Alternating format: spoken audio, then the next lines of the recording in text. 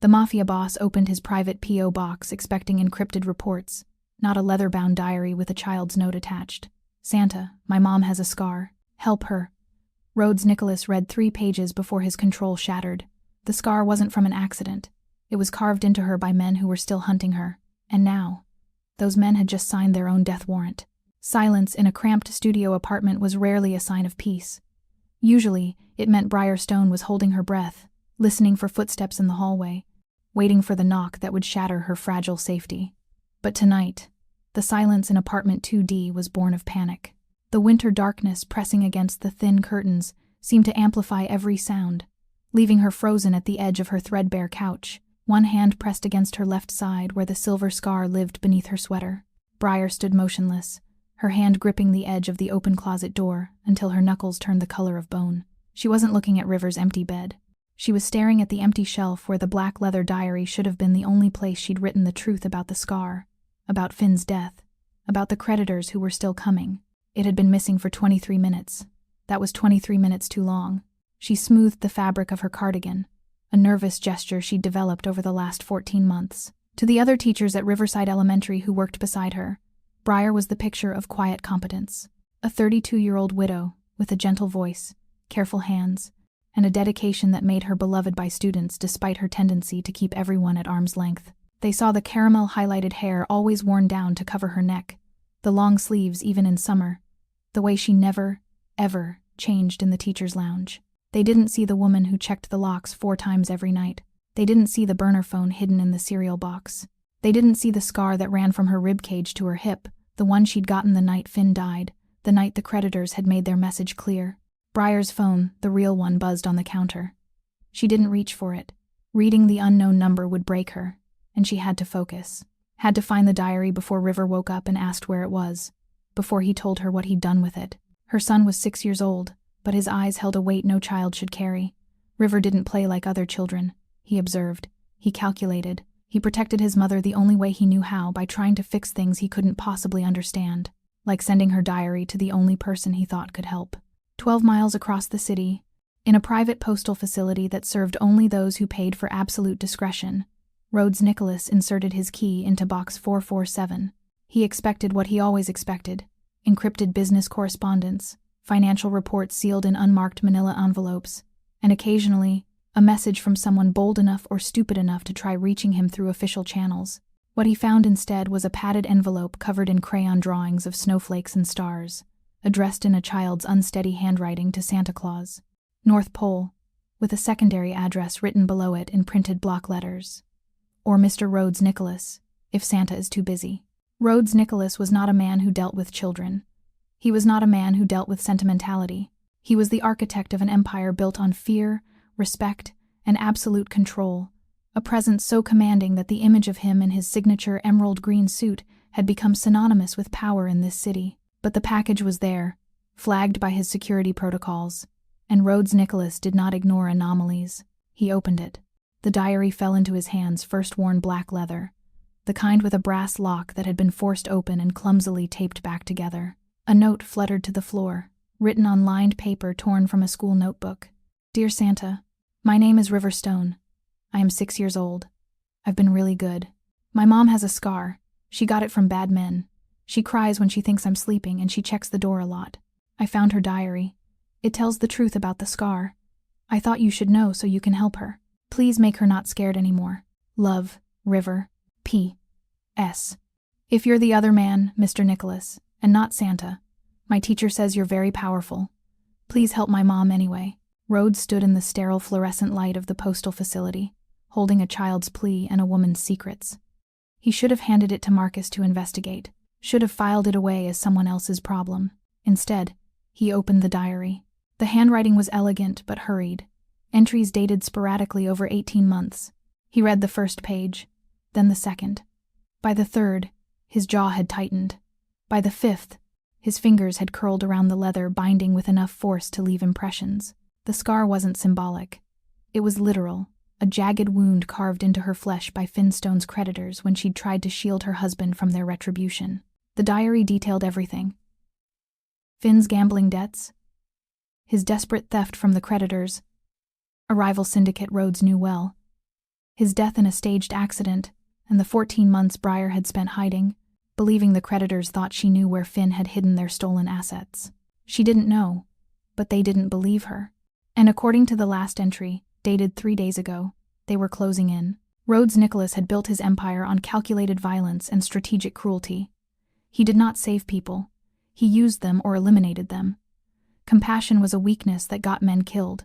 But standing in that postal facility, reading the private horror of a woman who'd been carved open and left to hide in terror with a 6-year-old child who thought Santa was her last hope, something cold and absolute settled in his chest. She hadn't asked for help. She'd hidden her truth so completely that even her son only knew about the scar, not the men who'd given it to her. But her son had asked for her, and his plea had landed in Rhodes Nicholas's hands. Rhodes closed the diary, his ice-blue eyes fixed on the name written on the inside cover in that same elegant script, Briar Stone. He pulled out his phone and called Marcus, his voice carrying the kind of quiet command that made grown men move without question. I need everything on a woman named Briar Stone, Riverside Elementary, son named River, age 6. I need her location within the hour, and I need a full workup on the creditor's current operations in her district. Sir, is this critical? Rhodes's voice dropped lower. And Marcus? The men who put a scar on her are about to learn what happens when they touch something that belongs to me. Clear my schedule. We're going hunting. Hello. If this story touches your heart even a little, go ahead and subscribe, join our family of hope and love, and tell us in the comments where you're watching from. Let's share this journey together. He slipped the diary into his jacket pocket, the child's note still clutched in his other hand. Briar Stone had spent 14 months hiding her truth, believing no one would believe her. No one would help her. No one could stop the men who'd marked her as their prey. She was wrong. The most dangerous man in the city had just read every word of her suffering. And Rhodes Nicholas had made a decision that would change both their lives forever. He was going to keep the promise a 6-year-old had asked Santa to make, and God help anyone who stood in his way. They came for her at dawn.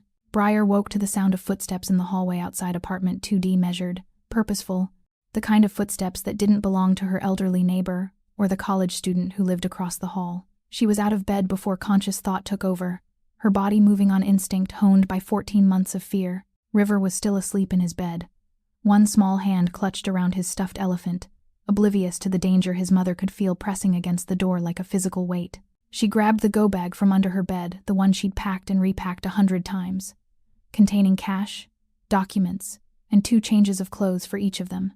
Her hands were shaking so badly she nearly dropped it. The footsteps stopped, right outside her door. Then came the knock. 3 times, firm and absolute.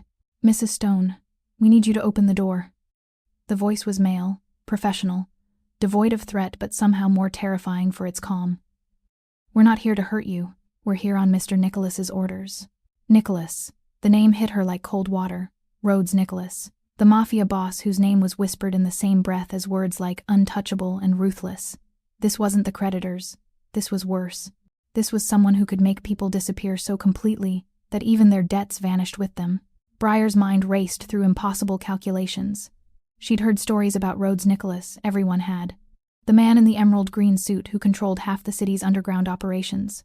The one who settled disputes with surgical precision and eliminated threats before they fully materialized.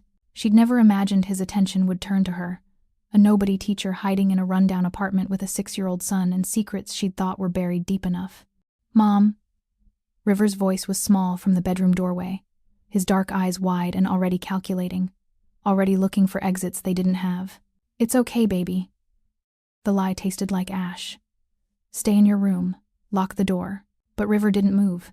He stood there in his 2 small pajamas, the ones she'd been meaning to replace but couldn't afford yet, watching his mother with that expression that made him look decades older than 6. He'd learned to read danger in her body language, learned that when Mom's hands shook and her voice went flat, something bad was happening. Mrs. Stone.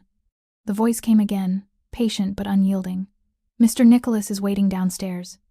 You have 2 minutes to open this door voluntarily, or we will open it for you. Your son is not in danger. You are not in danger. But we will be having this conversation, one way or another. Briar's mind spun through her limited options like cards being dealt from a rigged deck. The fire escape led to an alley she'd never make it through with River. She'd timed it once, in a moment of paranoid preparation, and knew it would take at least 90 seconds to get them both down. Too long. The bathroom window was too small for her to fit through, though River might manage it. But where would he go? Who would protect him? The door was her only real option, and the men on the other side of it knew it. She opened the door. 3 men in dark suits stood in her hallway, their postures relaxed but alert. The one in front, tall, broad-shouldered, with a scar cutting through his left eyebrow, looked at her with something that might have been sympathy if his eyes weren't so professionally empty. His suit was expensive, well-tailored, the kind that spoke of an organization with resources and reach. Behind him, 2 younger men flanked the doorway, their hands resting casually near concealed weapons. "Mrs. Stone, I'm Marcus Reed, head of security for Mr. Nicholas. He'd like to speak with you, now." "I don't—" Her voice cracked. She swallowed, tried again. "I don't know anyone named Nicholas. I don't have anything he wants. There's been a mistake." "No mistake." Marcus's expression didn't change. "Your son sent something to Mr. Nicholas. He read it. And now he needs to speak with you about your situation." The word hit her like a fist. Situation. Which meant they knew. Somehow, impossibly, they knew about the creditors, about Finn, about everything she'd spent over a year hiding. "My son is 6 years old. He doesn't send mail to Mafia bosses." "No," Marcus agreed. And was that a flicker of something amusement, pity, in his professional mask? "He sends letters to Santa, but Mr. Nicholas's P.O. box is very close to the North Poles, alphabetically speaking, and your son was very thorough in his address labeling. Now, you can come voluntarily, or we can make this more difficult. But either way, Mr. Nicholas is not a patient man, and you've already kept him waiting." Briar looked back at River, who was standing in the bedroom doorway despite her instructions, his small face set in that expression he wore when he was trying to be brave. The expression that broke her heart because 6-year-olds shouldn't have to be brave, shouldn't have to know the difference between normal fear and the kind of terror that came from men in expensive suits appearing at your door before sunrise. She thought about running, thought about screaming, thought about all the things that would accomplish nothing except putting her son in more danger than he was already in, thought about the creditors and how they'd found her twice before, how each time had ended with violence and displacement, and the scar burning like fire under her skin. If Rhodes Nicholas knew about her situation, it meant River had somehow sent him information, which meant God, her diary, the black, leather-bound diary she kept hidden in the closet, the one where she'd written everything she couldn't say aloud, the truth about the scar, about Finn's death, about 14 months of running and hiding and trying to keep her son safe while her world crumbled. If Nicholas had read that, "I need to get him ready, and I need 5 minutes." 3, Marcus said, "And we're coming with you." She dressed River in his warmest clothes, the thick sweater she'd found at the thrift store, the jeans that were getting too short, his only pair of good shoes. Her hands moved on autopilot while her mind spun through scenarios, each worse than the last. River watched her with those ancient eyes, not asking questions because he'd learned that when Mom moved this fast, questions came later. "Are we running again?" he whispered when she knelt to tie his shoes. "I don't know, baby." She cupped his face, memorizing the curve of his cheeks, the way his dark hair fell across his forehead. "But whatever happens, you stay close to me, and if I tell you to run, you run. You don't look back. You go to Miss Carmen at the school and you tell her." "Mrs. Stone." Marcus appeared in the doorway. "Mr. Nicholas doesn't hurt children, or their mothers, unless they've done something to warrant it. You're not in danger. But we do need to leave, now."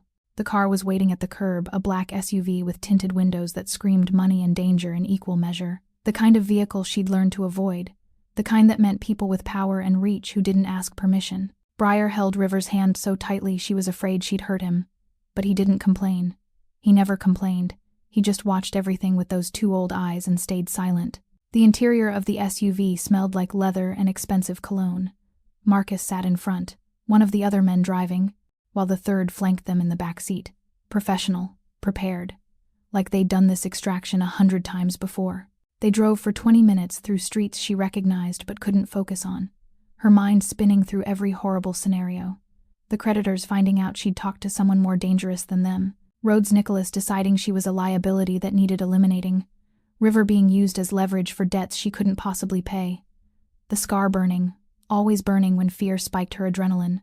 She'd written about the scar in her diary, pages and pages about the night it happened, about Vincent Marcelli holding her down while Marco DeLucci carved their message into her flesh, about the pain that had been so intense she'd blacked out twice, About waking up in a hospital with Finn dead in a car accident and the creditors already gone, leaving only the scar and the certainty that they'd be back. If Rhodes Nicholas had read those entries, he knew things about her that no one knew. Not the police who'd investigated Finn's death, not the doctors who'd stitched her together, not even River, who knew his mother had a scar but not how she'd gotten it. The car stopped in front of a building she'd seen from the highway but never imagined entering all glass and steel and aggressive modernity. The kind of place where the doorman probably earned more than she did in a year. Marcus opened her door, his hand hovering near her elbow without quite touching. Top floor. Mr. Nicholas is waiting. The lobby was exactly what she expected. Marble floors, abstract art that probably cost 6 figures, a security desk where 2 men in suits watched them pass with professional disinterest. They'd been expecting her. Of course they'd been expecting her. Rhodes Nicholas didn't do anything without planning. The elevator ride felt eternal. River pressed against her side, his small body trembling despite his brave face. She wanted to tell him it would be okay, wanted to promise him they'd be safe, but the lies wouldn't come. She'd spent 14 months lying to him, lying that they were safe, that the running would end, that everything would be fine. She was done with lies.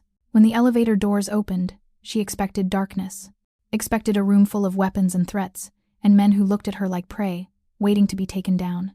Instead, she found herself in a penthouse that looked like it belonged in an architecture magazine. All clean lines and expensive furniture and floor-to-ceiling windows that offered a view of the city she'd spent 14 months trying to disappear into. Morning light flooded the space, making everything look sharp and exposed and nowhere to hide. And standing at the window, his back to her, wearing an emerald green suit that somehow managed to look both elegant and dangerous, was Rhodes Nicholas. He didn't turn immediately, just stood there, hands in his pockets, looking out at his empire like a king surveying his domain. The sunlight caught the sharp line of his jaw, the breadth of his shoulders, the controlled power in every line of his body. This was a man who didn't ask for anything. He took what he wanted and eliminated anyone who stood in his way. When he finally did turn, his ice-blue eyes found hers with an intensity that made her want to step back. But she held her ground, lifting her chin despite the fear clawing at her throat. If he was going to hurt them, she wouldn't give him the satisfaction of seeing her cower. His gaze moved from her face to River, something unreadable flickering across his expression. Then he spoke, and his voice was quieter than she expected, carrying across the room like a blade wrapped in silk. "The scar runs from my ribcage to my hip." He quoted the words with perfect precision, his eyes never leaving hers. "Some days I can barely feel it. Other days it burns like they're still carving it into me, still teaching me what happens when you try to protect someone who can't be saved." Hey, if this story touches your heart even a little, go ahead and subscribe, join our family of hope and love, and tell us in the comments where you're watching from. Let's share this journey together. Briar's legs nearly gave out. Those words, her words, written in her diary during a dark night, when the pain had been particularly bad, and she'd needed to document what had happened before. Memory twisted it into something she could bear, spilled from the mouth of a stranger who had no right to them.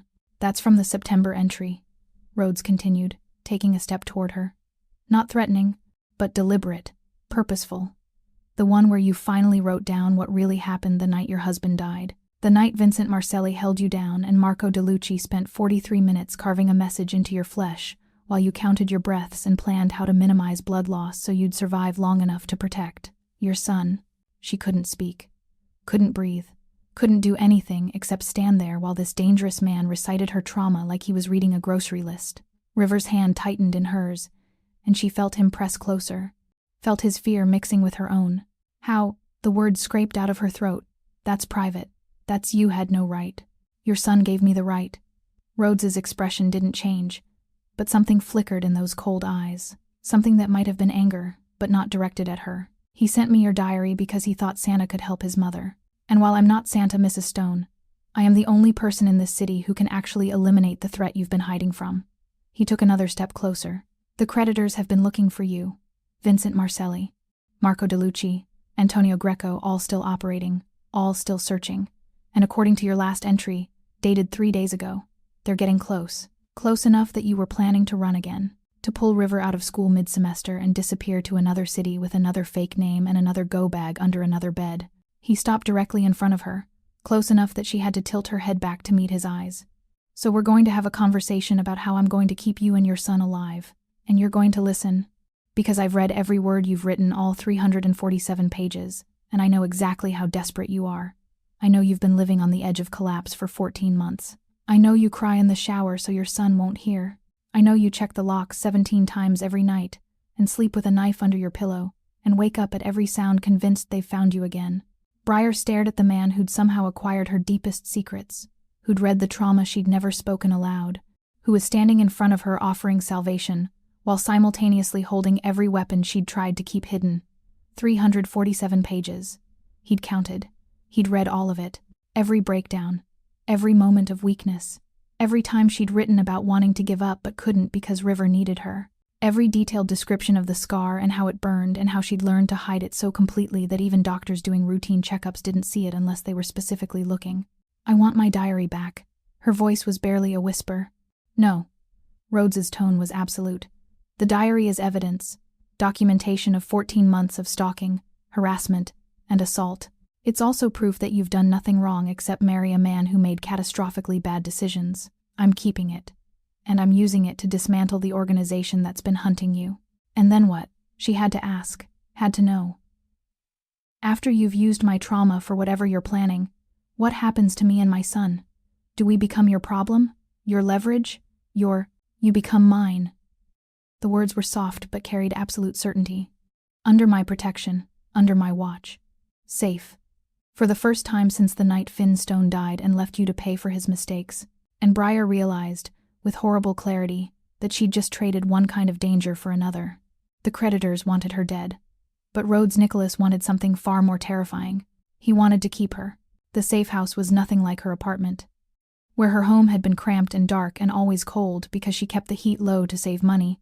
Because every dollar mattered when you were running, this place was expansive and bright and maintained at exactly 72 degrees by a climate control system that probably cost more than her annual salary. River had been installed in a bedroom with a view of the city skyline, given access to more books and toys than he'd seen in his entire life, and immediately adopted by a housekeeper named Carmen, who'd taken one look at his too serious face and decided he needed cookies and kindness in equal measure. Within an hour of arriving, Briar had heard her son laugh, actually laugh, the sound so rare and precious that it made her chest ache, which left Briar alone with Rhodes Nicholas in a living room that felt more like a showroom than a space where humans actually lived. Everything was cream and chrome and sharp angles, the kind of deliberate design that screamed expensive and untouchable. She stood near the window, maintaining distance, her arms wrapped around herself in a protective gesture she couldn't quite abandon.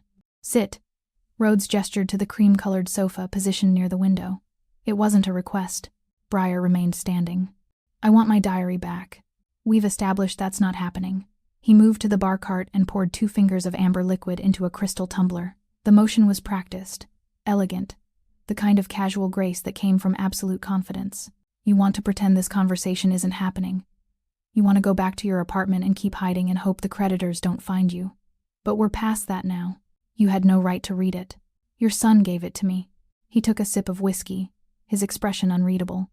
And if you want to be angry about invasion of privacy, fine. Be angry, but save it for after I explain exactly how bad your situation actually is, because I don't think you fully understand what you've been running from. He pulled a tablet from the side table and set it on the coffee table between them, the screen showing a photograph of a man she recognized with the kind of visceral clarity that made her stomach turn. Vincent Marcelli, the face from her nightmares, the man who'd held her down while his partner carved their message into her flesh. Vincent Marcelli, Rhodes said, his voice flat and professional. Second lieutenant in the creditors' organization, age 43, former enforcer for the Vitelli family before branching out on his own. Current status: still looking for Finstone's widow, because they believe she knows where their money is. He swiped to another photo. Antonio Greco, age 39, handles acquisitions and collections. Personally responsible for at least 7 accidental deaths in the last 3 years. Another swipe. Marco DeLucci, age 45, Vincent's partner. The one who did the actual cutting the night you got your scar. Briar's hand moved involuntarily to her side, pressing against the place where the scar lived beneath her clothes. Always there. Always burning when the fear got too intense. According to your diary, you've been moving apartments every few months, changing routines, using burner phones. Smart. Shows tactical thinking most people wouldn't have. Rhodes set down his glass with careful precision. But not smart enough. Because you made 3 critical mistakes. He stood and crossed to where she remained by the window. moving with the controlled grace of a predator who knew his prey had nowhere to run. Mistake 1. You stayed in the same city, same general district. You moved apartments, but you kept River in schools within a 5-mile radius because you didn't want to disrupt his education. Admirable, also incredibly stupid, because it gave them a search parameter. Briar's throat tightened. She'd known staying was risky, but River had already lost so much: his father, his home, his stability. She couldn't take his education too. Mistake 2. You kept your real name. You used fake names for leases, but you couldn't get fake documents good enough to fool school registrations, so Riverstone stayed Riverstone, which meant they just had to monitor school enrollment databases until your son's name appeared. Rhodes pulled up another screen showing enrollment records from 3 different schools, all within the last year. They've been tracking you through your son for months. The words hit like physical blows. She'd thought she was being careful, thought she was protecting him by keeping some semblance of normalcy. Instead, she'd been leading the creditors right to them.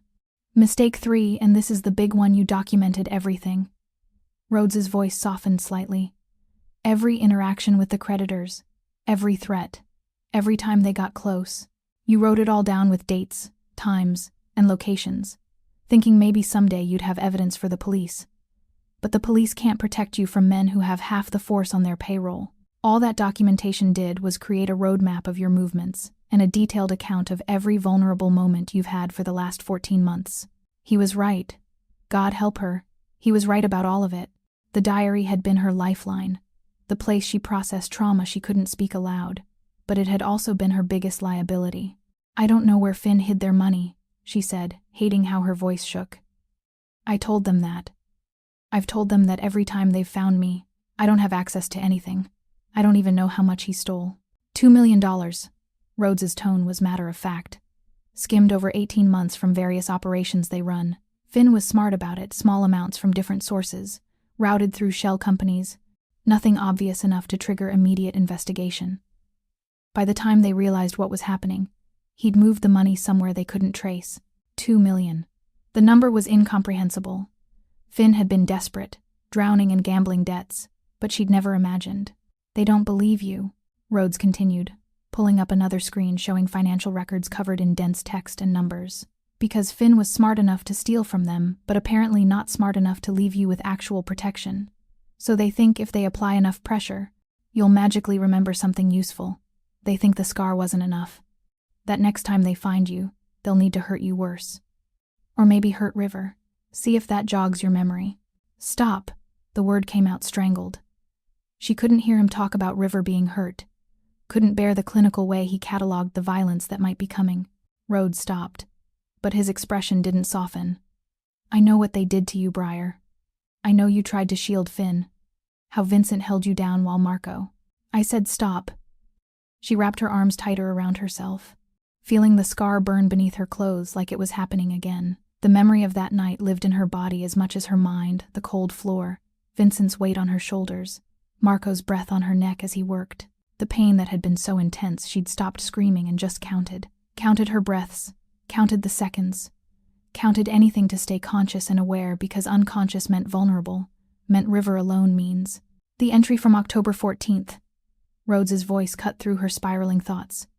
You wrote about that night, about how you tried to tell yourself it would be over soon, that you just had to survive, about how you could hear River crying in the other room and you couldn't go to him because Vincent wouldn't let go, about how when they finally left, you crawled to River's room and held him while you bled, and you didn't go to the hospital until morning because you were afraid they'd come back. Why are you doing this? The question burst from her. Why are you making me relive it? Because you need to understand why I'm not letting you leave. Rhodes set down the tablet and moved closer, close enough that she had to tilt her head back to meet his eyes. You've been living in constant fear that they'll do worse next time. And you're right to be afraid, because they will. Vincent Marcelli doesn't accept defeat. Marco DeLucci doesn't leave jobs unfinished. They've been hunting you for 14 months, and according to your last few entries, they're getting desperate. Desperate men make mistakes, but they also escalate. He pulled up another screen showing surveillance footage, grainy but clear enough. Her apartment building, taken 3 days ago. 2 men she didn't recognize watching from a car across the street. They found you again, Rhodes said quietly. They were planning to move on you within the week.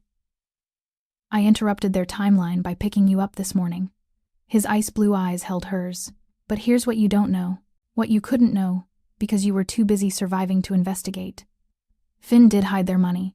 He hid it in 3 different accounts, routed through shell corporations, all under your name. You're not wrong that you don't know where it is. But they're not wrong that you're the key to accessing it. The words didn't make sense at first. Then they did, and Briar felt her knees actually buckle. Rhodes caught her elbow the first time he touched her and guided her to the sofa she'd refused to sit on. That's not possible. But her voice sounded hollow even to her own ears. Finn, wouldn't I never signed anything? I never agreed to. You signed a power of attorney when he was in the hospital 3 years ago. Routine medical proxy paperwork. Except Finn used that document to create corporate accounts in your name. Rhodes pulled up another screen on the tablet, showing legal documents covered in dense text and signatures she vaguely recognized. Her signature, her name, her social security number. He was protecting himself. If the creditors came after him, he could claim he didn't have access to the money. Only his wife did, and if something happened to him, you'd have resources to survive. But I don't. Briar stared at the documents, at her forged signature repeated across multiple pages. I don't have access. I don't know passwords or account numbers or... You have the access key, you just don't know it. Rhodes minimized the documents and pulled up a photograph from her diary, one she'd tucked between pages. A picture of her and Finn from before everything went wrong. Your anniversary, your wedding date, River's birthday, your mother's maiden name. Finn used personal information only you would know to create the security protocols. The creditors have tried every combination they can think of, but they don't know you well enough to guess the answers to his security questions. Understanding crashed over her like cold water. So they'll never stop looking for me. No, Rhodes agreed. They won't. Not unless someone eliminates either the debt or the creditors. And since the debt is attached to accounts I have no legal way to access, that leaves the creditors themselves. He crouched down in front of her, putting himself at her eye level. The position should have made him less intimidating, but somehow it had the opposite effect, made him seem more dangerous, more focused, like a predator deciding the best way to take down its prey. Your diary has dates, names, locations, he said quietly. You documented every interaction with them, every threat, every time they got close. You gave me everything I need to dismantle their operation. Systematically, permanently, so that you and River never have to hide again. Why? The question burst out of her, desperate and confused. Why do you care? You don't know me. You don't owe me anything. I'm nobody. You're a mother who took a knife meant for her husband and spent the last 14 months protecting her child from men who should have been stopped the first time they touched you. His voice was quiet, but absolutely certain. And your son asked for help because he was smart enough to know his mother couldn't do it alone. That's not nobody, Briar. That's someone worth protecting. She wanted to argue, wanted to maintain that she didn't need protection, that she could handle this herself. But the lies wouldn't come. She'd been barely holding on for months. Every day was a calculation of risk versus survival, and she was losing ground. What do you want from me? The question came out as a whisper. Rhodes stood, towering over her again. Right now? I want you to stop treating me like I'm going to hurt you. I want you to eat something that isn't stress and fear, and I want you to let me protect you and your son while I dismantle the organization that's been hunting you. And after? She had to ask. What do you want after? Rhodes held her gaze for a long moment, something unreadable flickering in those ice-blue eyes.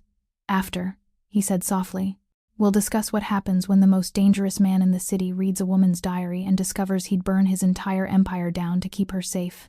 He walked away before she could respond, leaving Briar alone with the horrifying realization that she'd just been offered protection by a man who'd read every vulnerable word she'd ever written, a man who knew her better than anyone alive, who'd seen her at her absolute worst, who could destroy her with a single word about what he knew. And that terrified her more than the creditors ever had, because the creditors wanted her dead, which was simple. But Rhodes Nicholas wanted something far more complicated. He wanted her to trust him, to believe in the protection he was offering, to let him into the life she'd been desperately trying to keep private. The scar burned under her clothes, a constant reminder of what happened when she let dangerous men get close. But as she sat in the expensive safe house with her son laughing in the next room and sunlight flooding through bulletproof windows, Briar realized something that made her chest ache with complicated emotion. For the first time in 14 months, River was safe, fed, happy. And if that safety came at the cost of her own privacy, her own secrets exposed to a dangerous man who'd memorized her trauma, maybe that was a price she'd have to learn to pay. The attack came on the third night, shattering any illusion of safety Briar had been tentatively building. She woke to the sound of breaking glass somewhere in the safe house, her body moving on pure instinct before her mind fully engaged. The sound was distinctive, not the innocent crack of something accidentally dropped, but the deliberate smash of a window being shattered with purpose. She was out of bed and across the hall to River's room in seconds, her hand already reaching for the baseball bat she'd hidden under her mattress, despite Rhodes's assurances that she was safe. Old habits died hard. She'd learned never to be completely unarmed, never to trust that safety was anything more than a temporary state that could shatter as easily as glass. River was already awake, sitting up in bed with wide eyes that reflected the security lights bleeding through his window. His elephant was clutched to his chest, and he was breathing too fast, the beginning of the panic attacks he'd developed after Finn died. She pressed a finger to her lips and he nodded, sliding out of bed with the practiced silence of a child who'd learned to be invisible when danger came calling. The door to his room opened before she could lock it. Marcus stood in the hallway, his weapon drawn but pointed at the floor, his expression calm despite the chaos she could hear erupting somewhere below them. Behind him, two more of Rhodes's security team flanked the doorway, weapons out, movements coordinated. This wasn't panic. This was practiced emergency protocol. Mrs. Stone, River, with me now. What's happening? The creditors found the safe house. Marcus was already moving, shepherding them toward the back stairwell with the efficiency of someone who'd planned this evacuation 100 times. Mr. Nicholas has the situation contained, but we're relocating you as a precaution. Standard protocol. Contained? Briar's voice rose despite her attempt to stay calm. She could hear shouting now, male voices raised in conflict, and beneath that, the distinctive crack of gunfire. What does that mean? Where's Rhodes? Mr. Nicholas is neutralizing the threat. Marcus's tone was professional, detached, like he was describing a business meeting rather than active violence happening in the same building where her son slept. He'll meet you at the secondary location. Right now, we need to move. They descended the back stairwell, River's hand small and cold in hers, his breathing still too fast. She wanted to tell him it would be okay, wanted to promise him the fear would end, but the lies stuck in her throat. This was what her diary had documented for 14 months, the constant cycle of hope and shattering, safety and siege, peace interrupted by violence that came like clockwork. They emerged into an underground garage where 2 cars were already running, drivers waiting with doors open and engines purring. The garage smelled like exhaust and concrete and the metallic tang of adrenaline. Emergency lights cast everything in harsh red, making the shadows seem deeper. Get in. Marcus guided them toward the second vehicle, his body positioned between them and the stairwell they'd just descended. Charlie will take you to the secondary location. Don't stop. Don't deviate from the route. Don't. A door slammed somewhere above them. Footsteps. Running. Fast and purposeful. Marcus's weapon came up instantly, his body shifting to block Briar and River completely. The 2 other security guards flanked them, creating a human shield. Professional. Coordinated. Like they'd trained for exactly this scenario. But it was Rhodes who emerged from the stairwell, his emerald suit jacket gone and his white shirt splattered with blood that Briar desperately hoped wasn't his. His tie was loosened, his usually perfect hair disheveled, and there was a cold fury in his ice-blue eyes that made him look less like a businessman and more like the dangerous predator he actually was. His gaze found hers immediately, something fierce and possessive, flashing across his face, before his expression locked down into professional calm. Change of plans. His voice was clipped, controlled, but she could hear the edge of violence underneath. They brought more men than expected. We're moving to the estate instead of the secondary apartment. Sir, that's not protocol. Protocol assumed they wouldn't trace her here for at least another week. Rhodes cut Marcus off with a look that could have frozen fire. They're more desperate than we calculated, which means they've got better intelligence than we anticipated. The secondary location may be compromised. We go to the estate. The estate isn't set up for... Then set it up. Rhodes moved to the car, opening the door himself with barely controlled force. Briar, River, get in. We're leaving. Now. Briar's hands were shaking as she buckled River into the back seat, her mind replaying the sound of breaking glass, the gunfire she'd heard, the violence that had erupted just floors below where her son had been sleeping. Safe house. Rhodes had called it a safe house. But safety had lasted less than 72 hours before the creditors had found them again. Rhodes slid into the front passenger seat, Marcus driving, and the car was moving before her door was fully closed. The engine roared as they accelerated up the garage ramp and onto the street, leaving the safe house behind. "How many?" Briar heard herself ask, her voice sounding distant and strange. "5." Rhodes's voice was flat, emotionless. "2 got past the perimeter before we detected them. 3 more tried to breach the east entrance, all neutralized." Neutralized. She tested the word, knew exactly what it meant. "You mean dead?" "I mean they won't be reporting back to Vincent Marcelli about your location." He turned in his seat to look at her, his expression hard. "Did you think I was going to politely ask them to leave? That I'd negotiate with people who broke into a house where you and your son were sleeping? I didn't think—" She stopped, pressing her hand against her chest where her heart was trying to beat its way out of her rib cage. "I didn't think they'd find me this fast. You said you had time. You said we'd be safe for at least a week while you investigated. You said—" "I said I would keep you safe." Rhodes's voice cut through her rising panic like a blade. "And I did." They came in through the west entrance with enough firepower to take down a small army. They had tactical gear, coordination, a detailed floor plan of the building. This wasn't opportunistic. This was planned, funded, executed by people who knew exactly where you were and what kind of security they'd face. He pulled out his phone, swiping through something before holding it up to show her surveillance footage from the safe house exterior. 5 men dressed in black tactical gear, moving with military precision toward the building. "Professional extraction team," Rhodes said quietly. "The kind you hire when you need someone taken alive. They weren't there to kill you, Briar. They were there to take you, to bring you somewhere they could work on you properly. Make you remember things they believe you know about Finn's accounts." The words made her stomach turn. She'd written about that fear in her diary, the terror that next time, the creditors wouldn't be satisfied with a scar. Next time, they'd need more pain, more time, more reasons for her to break. River pressed against her side, silent and watching. Always watching.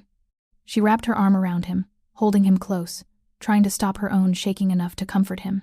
"The entry from November 3rd, Rhodes said quietly, and it took her a moment to realize he was quoting her diary again. "I dream about the breaking glass sometimes, about how that sound means they've found me again, means I failed to hide well enough, means River will see things no child should see. The breaking glass is worse than the actual danger, because it's the sound of my failure, the sound of not being good enough to keep him safe." Briar closed her eyes. She'd written that entry after the creditors had broken into her second apartment, after she'd grabbed River and run with nothing but the clothes on their backs, and the go-bag she always kept ready. "Stop reading my trauma back to me," she whispered. "I'm not." His voice was softer now, but no less certain. "I'm telling you that I know what that sound means to you. I know what it costs you every time they get close. I know you blame yourself for not being careful enough, not smart enough, not invisible enough. And I'm telling you that tonight's breach wasn't your failure, it was mine." She opened her eyes, meeting his gaze in the rearview mirror. His expression was still hard, still angry, but the anger wasn't directed at her. "I underestimated their resources," Rhodes continued. "I assumed a second-tier organization like the creditors wouldn't have access to military-grade tracking technology. I was wrong. They've been monitoring satellite surveillance of known safe houses in my network. That's how they found you so fast. That's how they knew exactly which building to hit, so nowhere is safe." The words came out flat, defeated. "If they can track your safe houses, they can track anywhere. Which means we're back to running. Back to hiding. Back to—" "No." Rhodes turned in his seat to face her fully. "It means I eliminate the entire organization instead of trying to be surgical about it. It means I stop treating this like a business problem and start treating it like the war it is. And it means you don't hide anymore. You stay where I can protect you properly, with security protocols that make what you saw tonight look amateur. That's what you said about the safe house. And it protected you." His voice was steel. 5 armed professionals with military training broke into a building while you were sleeping. And you weren't harmed. River wasn't harmed. That's protection working, Briar. It doesn't mean you never face danger. It means when danger comes, there's someone between you and it, someone who's willing to kill to keep you safe. The car sped through the dark city toward whatever fortress Rhodes called home, with River's small body pressed against her side and the sound of breaking glass still echoing in her mind. 5 men. Rhodes had said 5 men, all neutralized. which meant 5 dead bodies left behind in a safe house that was supposed to protect them. "I don't know how to do this," she admitted quietly. "I don't know how to let you protect me. How to trust that this time will be different. How to believe that you're not just another dangerous man who'll hurt me eventually." "I know," Rhodes's voice gentled. "You've spent 14 months learning that trust gets you hurt, that vulnerability means violence, that opening yourself up to anyone means giving them a weapon to use against you. Your diary is full of entries about how independence is the only armor you have left. Then why are you asking me to give it up?" "I'm not asking you to give up independence." He held her gaze in the mirror. "I'm asking you to accept partnership, to let someone else carry part of the weight so you don't collapse under it. You've been surviving alone for so long that you've forgotten what it feels like to have someone on your side, someone who knows your worst moments and hasn't flinched, someone who'll stand between you and violence without asking for anything in return. Everyone asks for something in return. Then I'm asking for your trust." Rhodes turned back to face forward. Not blind trust, not immediate trust, but eventual trust. The kind that comes from watching me prove, day after day, that I mean what I say, that when I promise to keep you safe, I'll do it even if it costs me. Even if it means burning down relationships, operations, partnerships I've spent years building. Even if it means making enemies of people who used to be allies. The estate appeared ahead, massive, imposing, surrounded by walls that looked designed to repel an army. Security lights illuminated the perimeter, and Briar could see guards stationed at regular intervals, weapons visible and ready. "Welcome to the only place in this city I can guarantee your safety," Rhodes said quietly. "Security protocols that took me 15 years to perfect. No one gets through without my explicit approval. No one." The gates opened as they approached, closing immediately behind them with a finality that felt both comforting and claustrophobic. Briar held River close and wondered if she was moving toward safety or deeper imprisonment, and realized, with uncomfortable clarity, that she was starting to need Rhodes Nicholas's protection more than she feared it. That was more dangerous than anything the creditors could do to her, because the creditors wanted her dead, which was simple, but needing Rhodes meant vulnerability, meant trust, meant all the things that had gotten her hurt before. But as the car pulled up to the entrance, and she saw the relief on Rhodes's face when he turned to check on River, saw the controlled fury still burning in his eyes at the thought of someone threatening them, Briar realized something else. Maybe this time was different.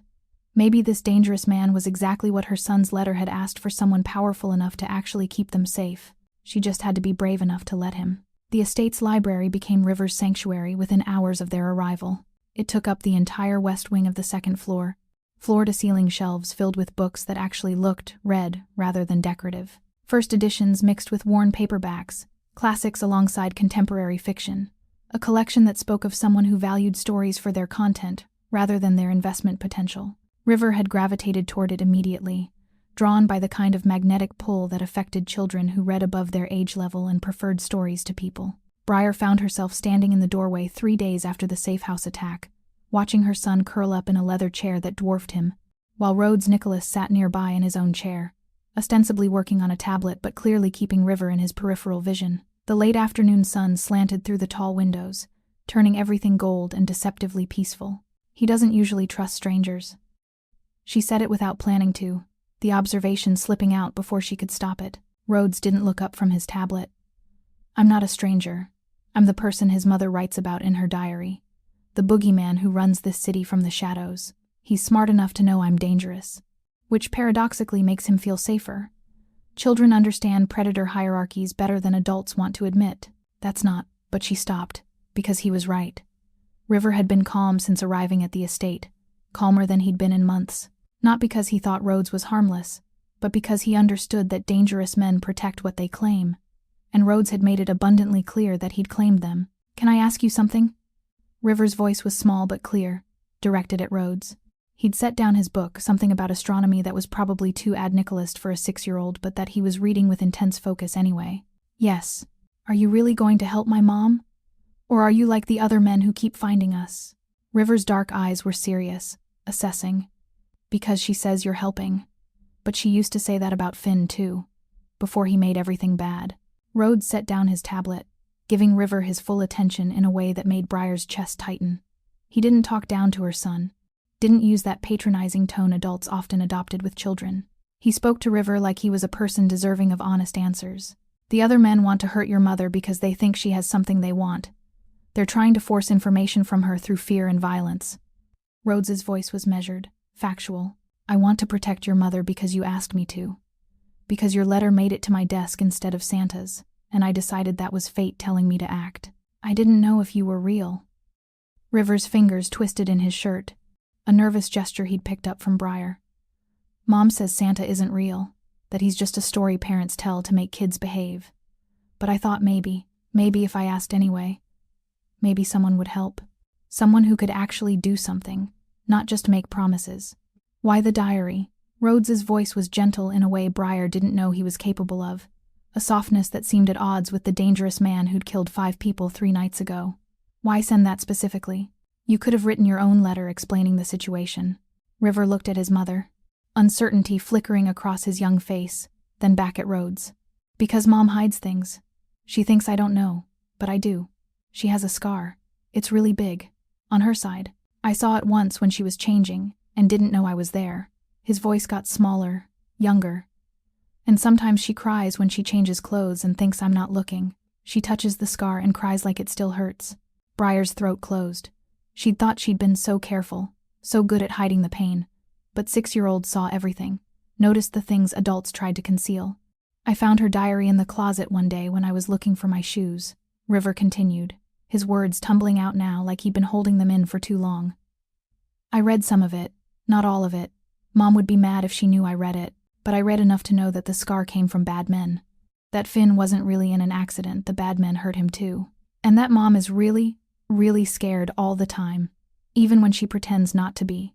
He picked at a loose thread on his shirt, not meeting anyone's eyes. I thought if someone knew the truth, the real truth, not just what Mom tells people they could help her, because she won't ask for help, she just keeps running and hiding and being scared. So, I asked for her. I put the diary in the envelope and wrote the note to Santa, and I walked to the post office by myself and asked the lady how to mail something to the North Pole, and she gave you my address instead. Rhodes finished quietly. She said there was no North Pole address in the system, but there was a P.O. box for someone named Nicholas that started with North something. Northern, I don't remember exactly. She said maybe Santa had changed his address and would I like to try that one instead. River finally looked up at Rhodes. So I did, and then you came and got us, so I guess it worked, even if you're not Santa. Rhodes was quiet for a long moment.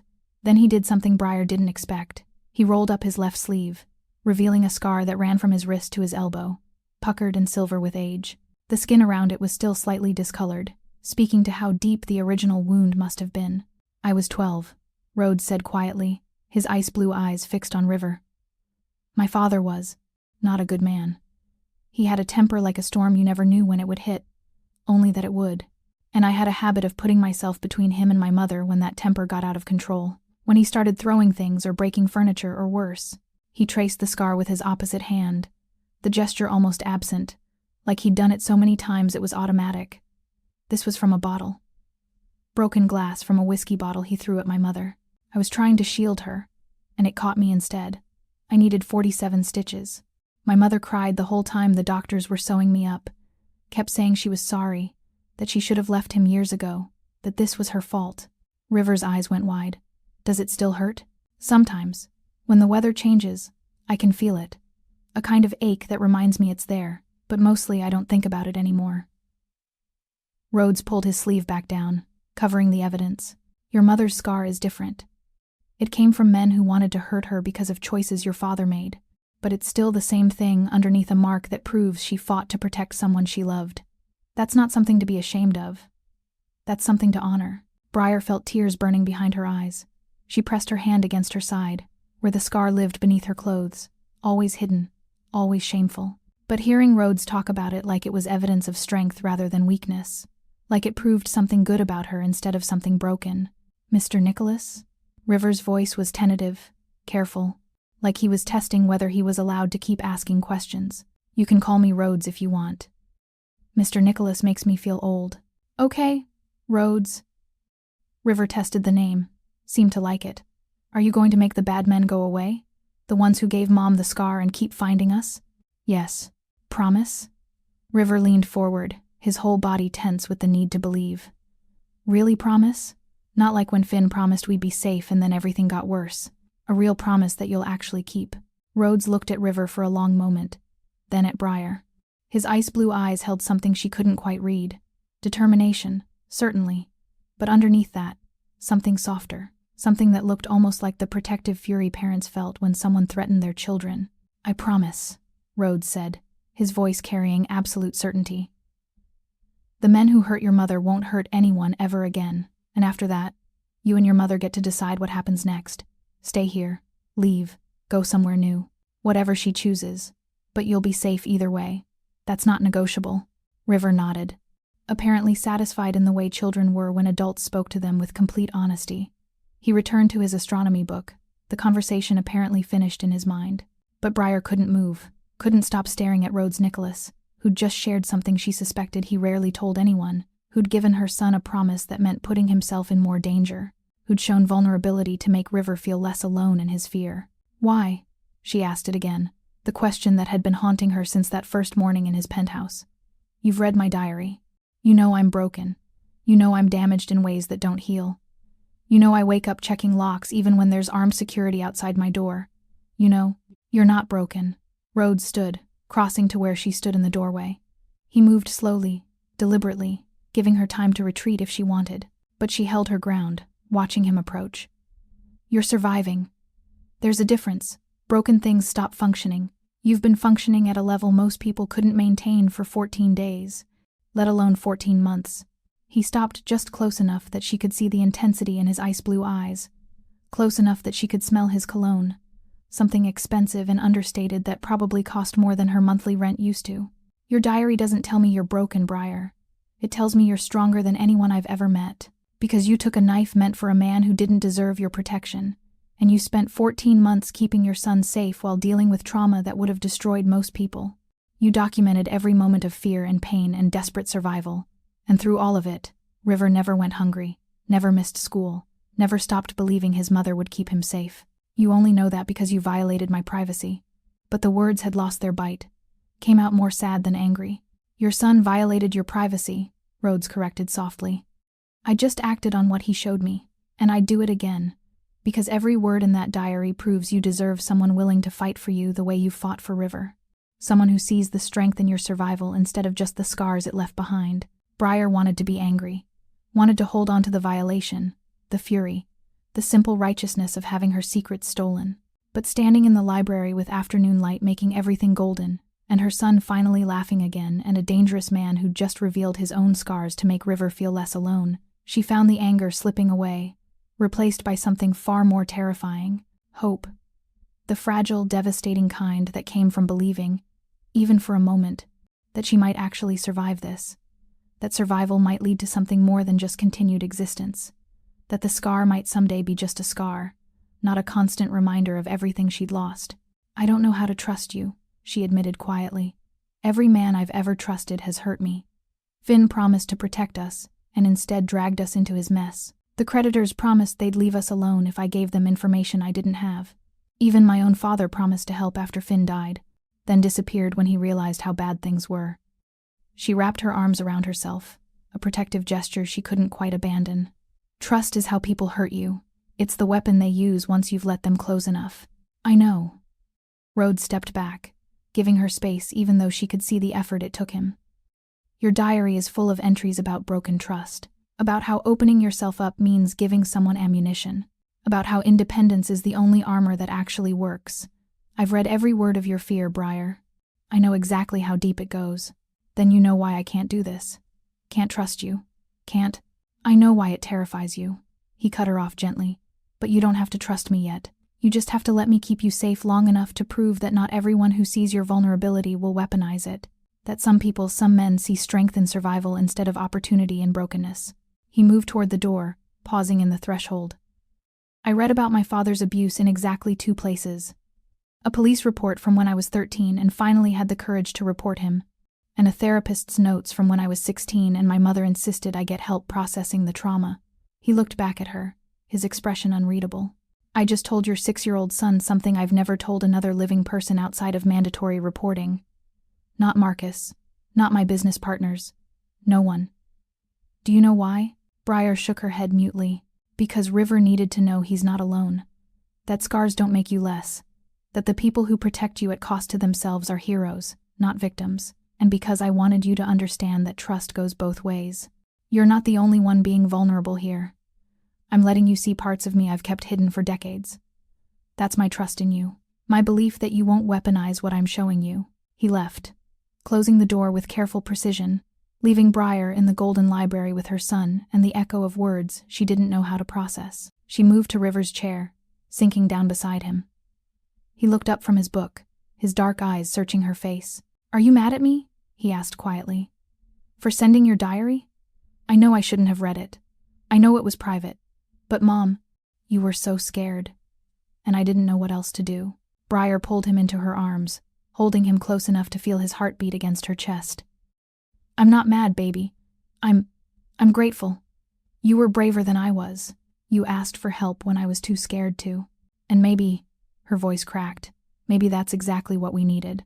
River burrowed deeper into her embrace, and for the first time in months, Briar let herself believe that her son might actually get to have a childhood, that the fear might end, that the scar might fade from constant burning to occasional ache to eventual memory, and that the dangerous man who'd read her soul and shown her his own scars might actually mean every word he'd said. She just had to be brave enough to believe it. The call came at 3 a.m, pulling Briar from fitful sleep into instant alertness.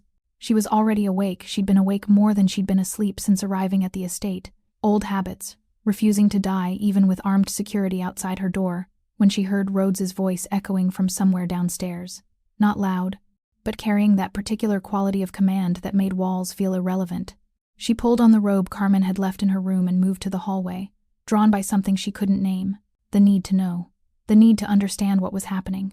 The need to see if Rhodes would keep his promises, or if they'd dissolve like every other promise men had made her. Rhodes stood in his office, still dressed despite the hour in dark slacks and a shirt with sleeves rolled to his elbows, phone pressed to his ear while he studied multiple screens showing security footage and tactical layouts. The monitors cast his face in harsh blue light, making him look like something carved from ice and determination. He hadn't noticed her yet, which gave her a moment to observe him, unguarded the tension in his shoulders, the cold calculation in his eyes as he processed information, the absolute focus of a predator planning a hunt. "Confirmed locations on all 3 primary targets?" His voice was ice wrapped in silk. "Good. I want teams positioned before dawn. No survivors, Marcus. I don't care what they offer, what information they try to trade, what deals they try to broker." The creditors touched her. They threatened a child. They die. All of them. No exceptions. Briar's breath caught. She should leave. Should go back to her room and pretend she hadn't heard him ordering the systematic execution of an entire organization. But she couldn't move, frozen in the doorway while Rhodes Nicholas orchestrated violence on her behalf with the same calm efficiency most people used to plan business meetings. "Vincent Marcelli is mine." Rhodes's voice dropped lower, gaining an edge that made Briar's skin prickle with instinctive fear. "I don't care if he surrenders. I don't care if he begs." He put his hands on her, and that requires a personal response. "Is that clear?" "Good." "Marco DeLucci is also mine. Antonio Greco you can handle however you want, but the 2 who actually carved her, they're mine." He ended the call and turned, his ice blue eyes finding hers immediately like he'd known she was there the whole time. "You should be sleeping. You're about to kill people because of me." She stepped into the office, wrapping the robe tighter around herself. "That's not something I can sleep through. I'm about to kill people because they terrorized a woman for 14 months, carved their message into her flesh, and hunted her through 3 different apartments while she tried to protect her child." He set down his phone with careful precision. "There's a difference." "Is there?" She moved further into the room, needing to understand. "You read my diary. You know what they did. But you're doing this because of something else. Because I'm here, in your house, under your protection. This is about ownership, not justice." Something dangerous flickered across Rhodes's face. "You think I'm doing this to own you? I think you're doing this because you've decided I belong to you, and you don't tolerate threats to your property." The words came out sharper than she intended, fueled by fear and exhaustion, and the horrible weight of knowing people would die because her son had sent a letter. "You've read my diary. You know every vulnerable moment I've had for 14 months. You know things about me that no one else knows. That gives you power over me. And powerful men don't let their property get damaged." Rhodes crossed to her in 3 strides, close enough that she had to tilt her head back to meet his eyes. His expression was controlled fury, the kind of anger that burned cold rather than hot. You want to know why I'm eliminating the creditors? Not because you're my property. Because I read your entry from December 8th, the one where you wrote about Christmas shopping with River, about how you bought him books instead of toys because you could hide books easier when you had to run again, about how you stood in that department store and realized you were planning your son's life around the next time violent men would find you, about how you couldn't even buy him a bike because bikes don't fit in go bags. His voice dropped lower, rougher, vibrating with suppressed emotion. You wrote, I wonder if there will ever be a Christmas where I'm not calculating escape routes instead of counting blessings. I wonder if River will grow up thinking this is what safety looks like, always temporary, always conditional, always one mistake away from shattering. I wonder if I've already broken him by teaching him to live this way, or if there's still time to show him what normal feels like before the running makes it impossible. Briar felt tears burning behind her eyes. She'd written that entry in the bathroom of a department store, hiding from her own son while she broke down over a bicycle he'd asked for, knowing she couldn't give him something so permanent when their lives were built on impermanence. I'm eliminating the creditors, Rhodes continued. His hands clenched at his sides like he was physically restraining himself from reaching for her, because you deserve a Christmas where the only thing you're calculating is whether River wants the astronomy book or the adventure novel. Because your son deserves to grow up knowing safety is permanent, not provisional. Because no one who put that scar on you gets to draw another breath in my city while I have the power to stop them. That's still ownership, Briar whispered, but the words had lost their conviction. Just dressed up prettier. No. Rhodes reached out slowly, telegraphing the movement, giving her time to pull away. When she didn't, he touched the place over her heart where her hand was pressed against the scar beneath the robe. His fingers were warm through the fabric, steady and sure. This is protection. This is the difference between what you've been living and what you deserve. This is me using the violence I'm capable of to ensure you never have to be violent again. And if you want to call that ownership, fine. But understand what I'm claiming, not your body, not your compliance, not your gratitude, your safety, your right to exist without fear, your son's right to have a childhood that extends past the next apartment. That's what I'm taking from the creditors and giving to you. His phone buzzed. He pulled back, checking the screen, and his expression hardened to something that looked carved from granite. They're in position. I have to go. Go? The word came out panicked. She hated the panic, hated how her voice went high and desperate, but she couldn't control it. You're going there? Yourself? Vincent Marcelli held you down while Marco DeLucci carved their message into your flesh for 43 minutes. Rhodes's voice was absolutely cold, carrying more menace in its quietness than any shout could have achieved. I'm not delegating that particular conversation. I'm not sending men to handle something that requires my personal attention. I'm going there myself, and I'm making absolutely certain they understand exactly what happens when someone touches what's mine. He moved toward the door, but Briar caught his arm without thinking, her fingers wrapping around his wrist where his pulse beat steady and strong. Don't. Rhodes looked down at where she touched him the first time she'd initiated contact beyond necessity. Don't what? Don't do this because of me. Because of what you read. Because of some misplaced sense of, she struggled to find words that made sense. I don't want to be responsible for more death. I don't want to be the reason you burn down relationships or make enemies or put yourself in danger. The diary was supposed to be private. My trauma was supposed to be mine alone, not something that triggers vengeance and violence. And your trauma became my responsibility the moment your son put that diary in my hands and asked for help.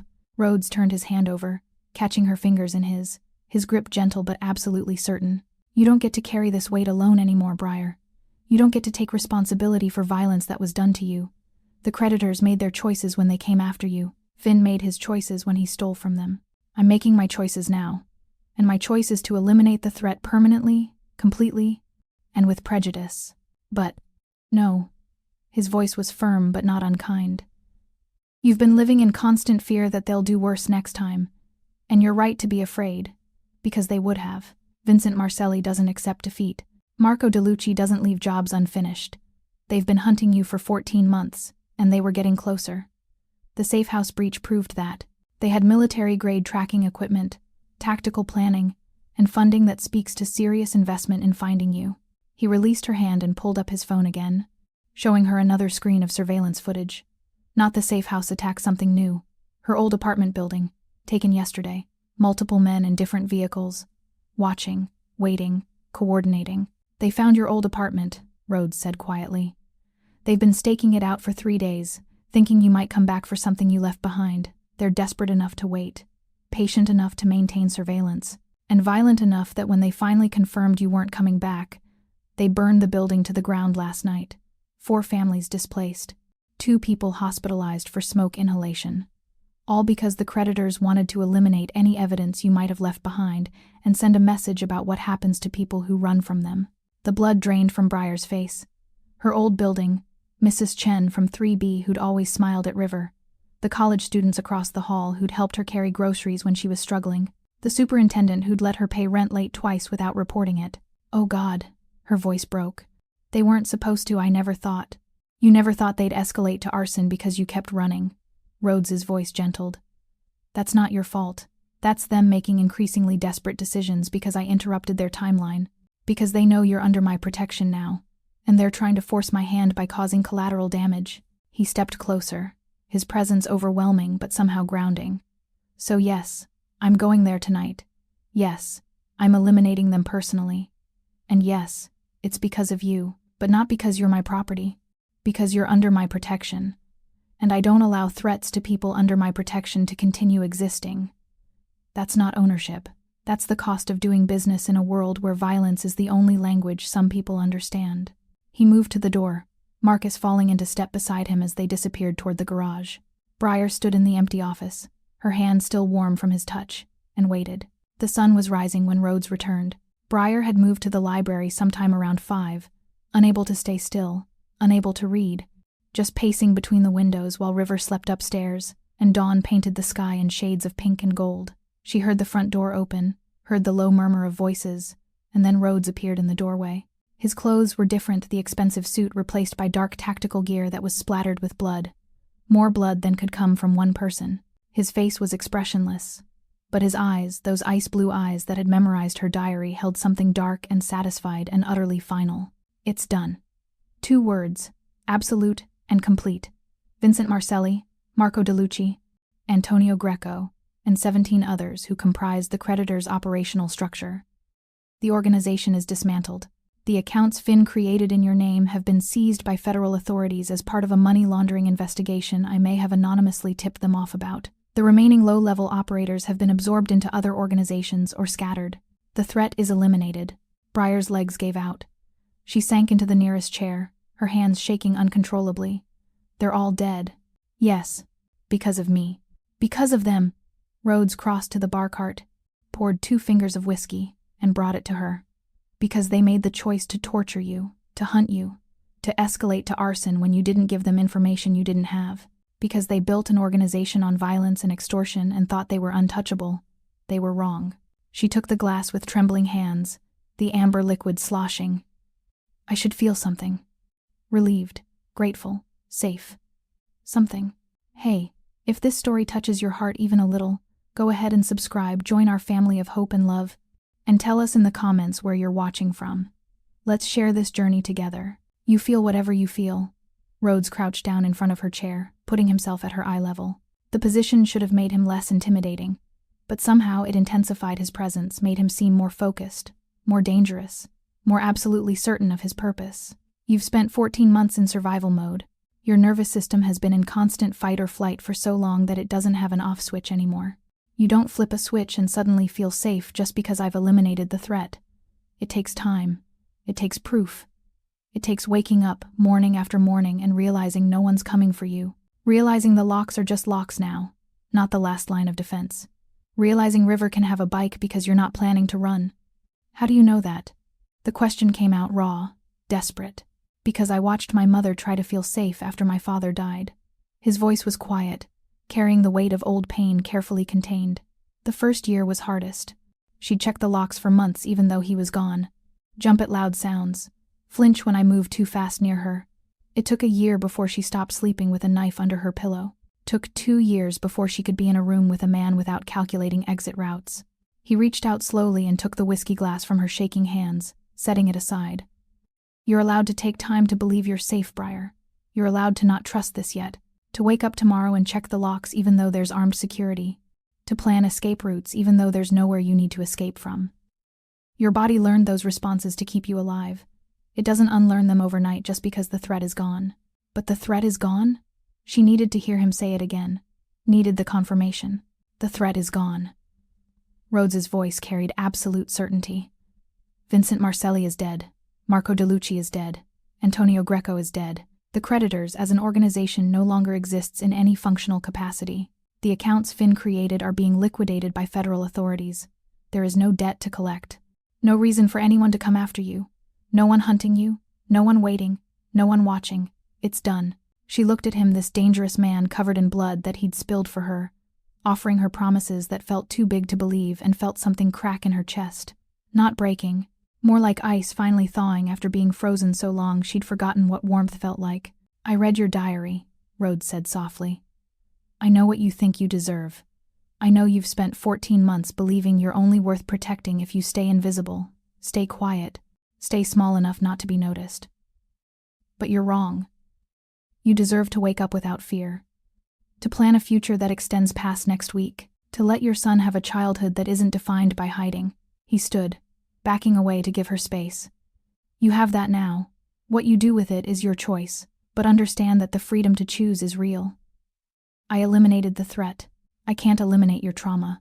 That work is yours to do, but I can make absolutely certain that no one adds to it. And that's what I've done. He left her in the library with sunrise bleeding through the windows and the impossible weight of freedom settling over her shoulders like a blanket she didn't know how to wear. The creditors were gone. The threat was eliminated. She was safe. And now she had to figure out what to do with a dangerous man who'd read her soul, memorized her pain, and decided it was worth killing for. Who'd given her the first real safety she'd known in 14 months and asked for nothing in return except the chance to prove that protection didn't have to come with conditions. Who'd shown her his own scars and trusted her not to weaponize them. Briar sat in the golden morning light and felt the scar on her side still there, still silver, but somehow burning less. Like maybe, just maybe, it could start being evidence of survival instead of proof of damage. Like maybe she could start believing that safety was real. And that terrified her almost as much as the creditors ever had, because fear was familiar. But hope? Hope was dangerous in ways violence never could be. 3 weeks of safety felt like 3 years. Briar had returned to teaching, though Rhodes had insisted on security that made her feel both protected and surveilled. A driver picked her up every morning, professional, silent, always the same route. 2 plainclothes guards rotated positions in the school parking lot. Marcus himself did random checks throughout the day, appearing in the hallway outside her classroom with coffee and the excuse of routine security assessments. River had enrolled in a private school where his 2 old eyes and preference for books over people were celebrated rather than pitied. He had friends now, actual friends who came over for playdates, supervised by Carmen and approved by security protocols that would make most parents uncomfortable but made River feel safe enough to be a child. Life had settled into something resembling normal. Morning routines, lesson plans, parent-teacher conferences, grocery shopping with guards who pretended to be interested in produce while scanning for threats, bedtime stories that didn't get interrupted by breaking glass or desperate phone calls or the need to pack and run, which was why Briar knew it was time to leave. She'd made the decision carefully, clinically, the way she'd learned to make all decisions when emotion threatened to cloud judgment. Rhodes Nicholas had saved her life and eliminated the threat. She owed him gratitude, certainly, probably owed him far more than she could ever repay, but that didn't mean she owed him forever. That didn't mean she had to stay in the beautiful apartment he'd provided, under the watchful eye of security she hadn't chosen, living a life he'd constructed for her, like an elaborate cage made of safety and silk. She'd found a small apartment across town that she could afford on her teaching salary.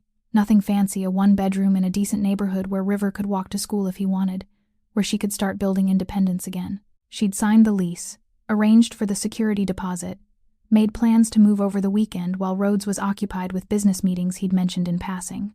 She should have known he'd find out. The knock came at 8 p.m. on Friday, forceful enough that she knew who it was before she opened the door. Rhodes stood in the hallway wearing one of his impeccable suits, charcoal this time, not emerald, paired with a shirt so white it seemed to glow in the dim lighting. His expression was carved from ice and barely controlled fury. Going somewhere? His voice was deceptively calm, which somehow made it more terrifying. I was going to call you tomorrow. The lie tasted wrong. To thank you for everything you've done. But River and I are ready to return to our lives, to be independent again. Independent. He repeated the word like he was testing it for poison. You think 3 weeks of safety means you're ready to walk away. To move into an apartment with substandard security in a neighborhood where my surveillance doesn't extend. To pretend the last month didn't happen and go back to being just another school teacher with a traumatized kid. I think 3 weeks of safety means I don't need a keeper anymore. Briar forced herself to meet his eyes, to stand her ground even though every instinct screamed to back down when Rhodes Nicholas looked at her like this. Like she was something that belonged to him and was trying to escape. You eliminated the threat. You kept your promise. But I can't stay here, in this apartment you own, with your security following me everywhere, living a life you've constructed. I need to be independent. I need to run. Rhodes stepped into the apartment without invitation, closing the door behind him with careful control that suggested how much effort he was putting into not slamming it. You need to run because feeling safe makes you vulnerable, and vulnerability terrifies you more than the creditors ever did, because as long as you're running, you're in control. As long as you're surviving alone, no one can hurt you. As long as you keep me at arm's length, you don't have to confront what's actually happening here. That's not December 20th. His voice cut through her protest like a blade.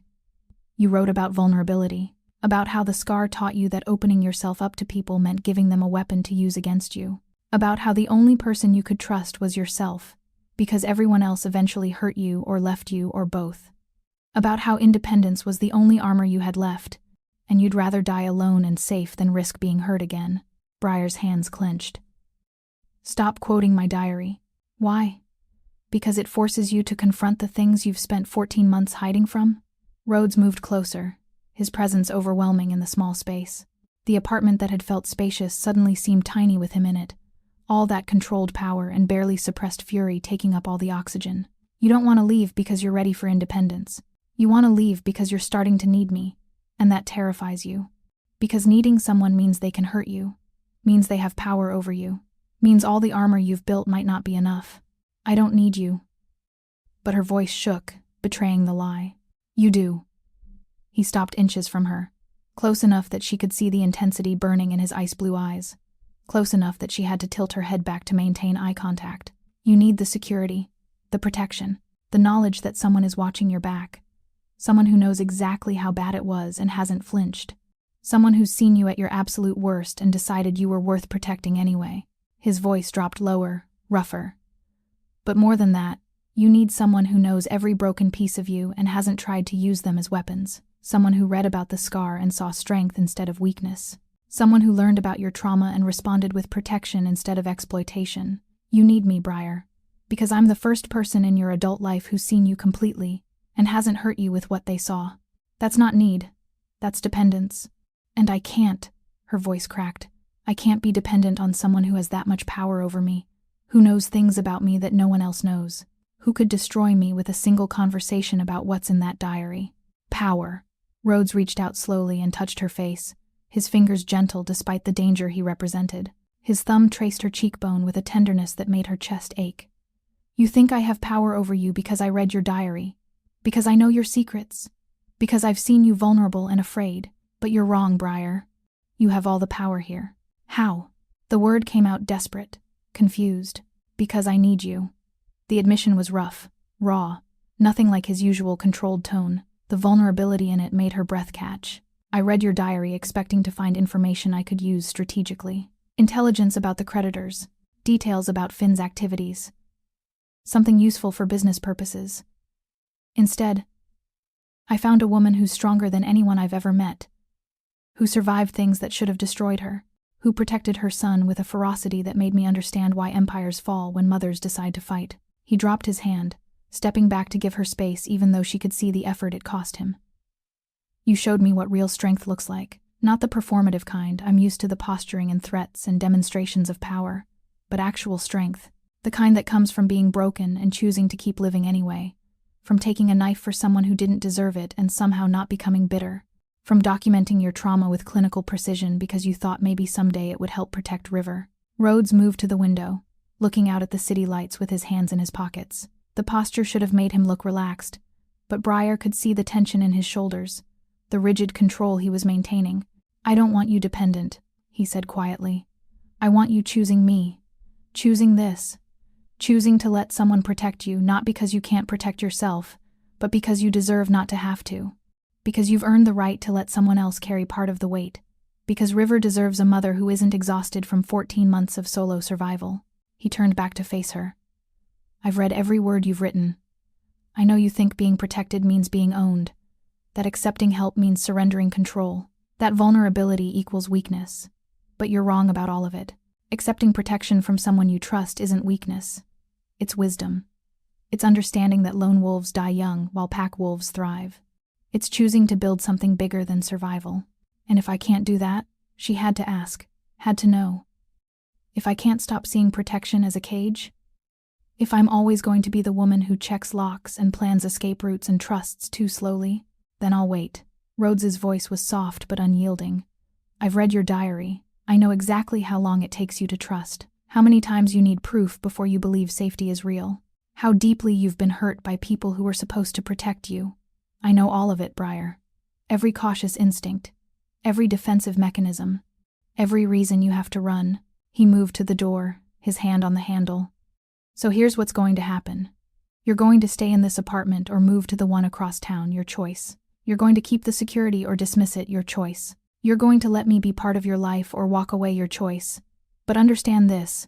I'm not going anywhere until you explicitly tell me to leave. Not because I'm trying to control you, because I've decided you're worth fighting for, even if the fight is against your own fear. He opened the door, pausing in the threshold. The hallway light silhouetted him, making him look larger than life, dangerous and protective in equal measure. I know what you're thinking right now, that I'm just another man trying to own you, that this protection will eventually have conditions, that sooner or later I'll use what I know to hurt you. But I'm asking you to consider an alternative. What alternative? That maybe, just maybe, I mean exactly what I say, that the man who read your worst moments and saw strength instead of damage might actually be worth taking a risk on, that protection without conditions is possible, that you can be completely seen and not destroyed by it. His ice-blue eyes held hers with absolute intensity. Take your time. Think. Decide if trusting me is worth the risk, but know that I'm here when you're ready. And I'm not walking away just because you're scared. He left, closing the door with careful precision. Briar stood in the empty apartment surrounded by half-packed boxes and the wreckage of her carefully planned escape, and realized that the most dangerous thing Rhodes Nicholas had done wasn't reading her diary, or eliminating the creditors, or even offering her protection. It was making her want to stay, making her believe that maybe this time could be different, that maybe being seen completely didn't have to mean being hurt, that maybe the scar could just be part of her history instead of her entire identity. She looked at the boxes, thought about the new apartment across town with its cheaper rent and worse security and the illusion of independence. Thought about River finally happy and stable and making friends. Thought about Rhodes revealing his own scars to make her son feel less alone. Thought about the diary entry she'd written 3 days ago. The first new entry since Rhodes had read all the old ones. I don't know how to trust him. Every instinct says run, but River is happy here. Really happy. Not just surviving happy. And Rhodes looks at me like I'm strong instead of broken. Like the scar is evidence of courage instead of weakness. Like I'm worth protecting without conditions. I'm terrified of what happens if I stay. But maybe I'm more terrified of what happens if I run. Of teaching River that safety is something you flee from instead of something you build. Of proving that I'm too damaged to ever accept help. Of being alone forever because I'm too scared to risk being hurt again. Maybe trust isn't about being certain someone won't hurt you. Maybe it's about choosing to risk it anyway because the alternative is dying alone behind walls you built to keep everyone out. Briar stood in the quiet apartment and made a choice that terrified her more than running ever had. She started unpacking the boxes. 2 days later, Rhodes asked her to come to the estate. Not commanded, not demanded. Asked, with a text that said simply, "The estate. Tonight. I need to show you something. Please." The please was what made her go. Rhodes Nicholas didn't say please. Didn't ask for things he could take. Didn't show vulnerability unless it served a purpose. So if he was asking, it mattered. She drove herself this time. Rhodes had given her a car weeks ago, complete with security features she didn't fully understand but appreciated anyway. River was with Carmen, who'd promised pizza and a movie marathon and had shooed Briar out the door with a knowing smile that suggested everyone understood what was happening except Briar herself. The estate looked different at night. Less fortress, more home. Lights glowed in windows that had seemed coldly pristine during the day. The gardens she'd glimpsed from windows were illuminated with subtle landscape lighting that made everything look almost magical. Rhodes met her at the door, dressed casually in dark slacks and a sweater that made him look less like a mafia boss and more like a man. Just a man. Dangerous still, but somehow more approachable without the armor of expensive suits and calculated intimidation. "Thank you for coming." He stepped aside to let her enter. "I wasn't sure you would." "You said please." "I did." Something flickered across his face, surprise that she'd noticed. Maybe, or appreciation that it mattered. "This way." He led her through the house to a room she hadn't seen before, a study with floor-to-ceiling windows overlooking the gardens, comfortable furniture that actually looked used, books stacked on surfaces, a fireplace with actual ashes suggesting recent use. This was a room where someone lived, not just displayed wealth. On the desk sat her diary. Briar's breath caught. "You kept it. I told you I read it." Rhodes gestured to the leather-bound book. "Every word. Multiple times. I've memorized passages, entire entries. I can quote your thoughts back to you more accurately than you probably remember writing them. But I never told you what happened after." He opened the diary to a page near the end, one of her last entries before River had sent it, written 2 days before her world had exploded into Rhodes Nicholas's controlled chaos. Her handwriting was shaky, the words bleeding together in places where tears had fallen. "The scar is fading," Rhodes read quietly, his voice carrying the same reverence he might use for sacred text. "Physically, at least. The doctors say it will always be visible, but the angry red is turning silver. Cosmetic improvement, they call it. But I still feel it burning when I'm scared. Still press my hand over it like I can hold myself together by covering the place they broke me. I wonder if there will ever be a day when I look in the mirror and see strength instead of damage. When the scar is evidence that I survived, not proof that I was broken." He closed the diary, his ice blue eyes finding hers with an intensity that made her chest tight. "You wrote that 6 months ago. Do you still believe it? That the scar proves you were broken?" Briar's throat was too tight to speak. She nodded, unable to lie when he was looking at her like that, like her answer mattered more than anything else in the world. "Then I need to show you something." Rhodes crossed to her slowly, telegraphing every movement, giving her time to retreat if she wanted. When she didn't, when she held her ground despite the fear making her hands shake, he reached out and gently touched the hem of her sweater. "May I?" Understanding what he was asking made her freeze. The scar. He wanted to see the scar. The thing she'd hidden for 14 months.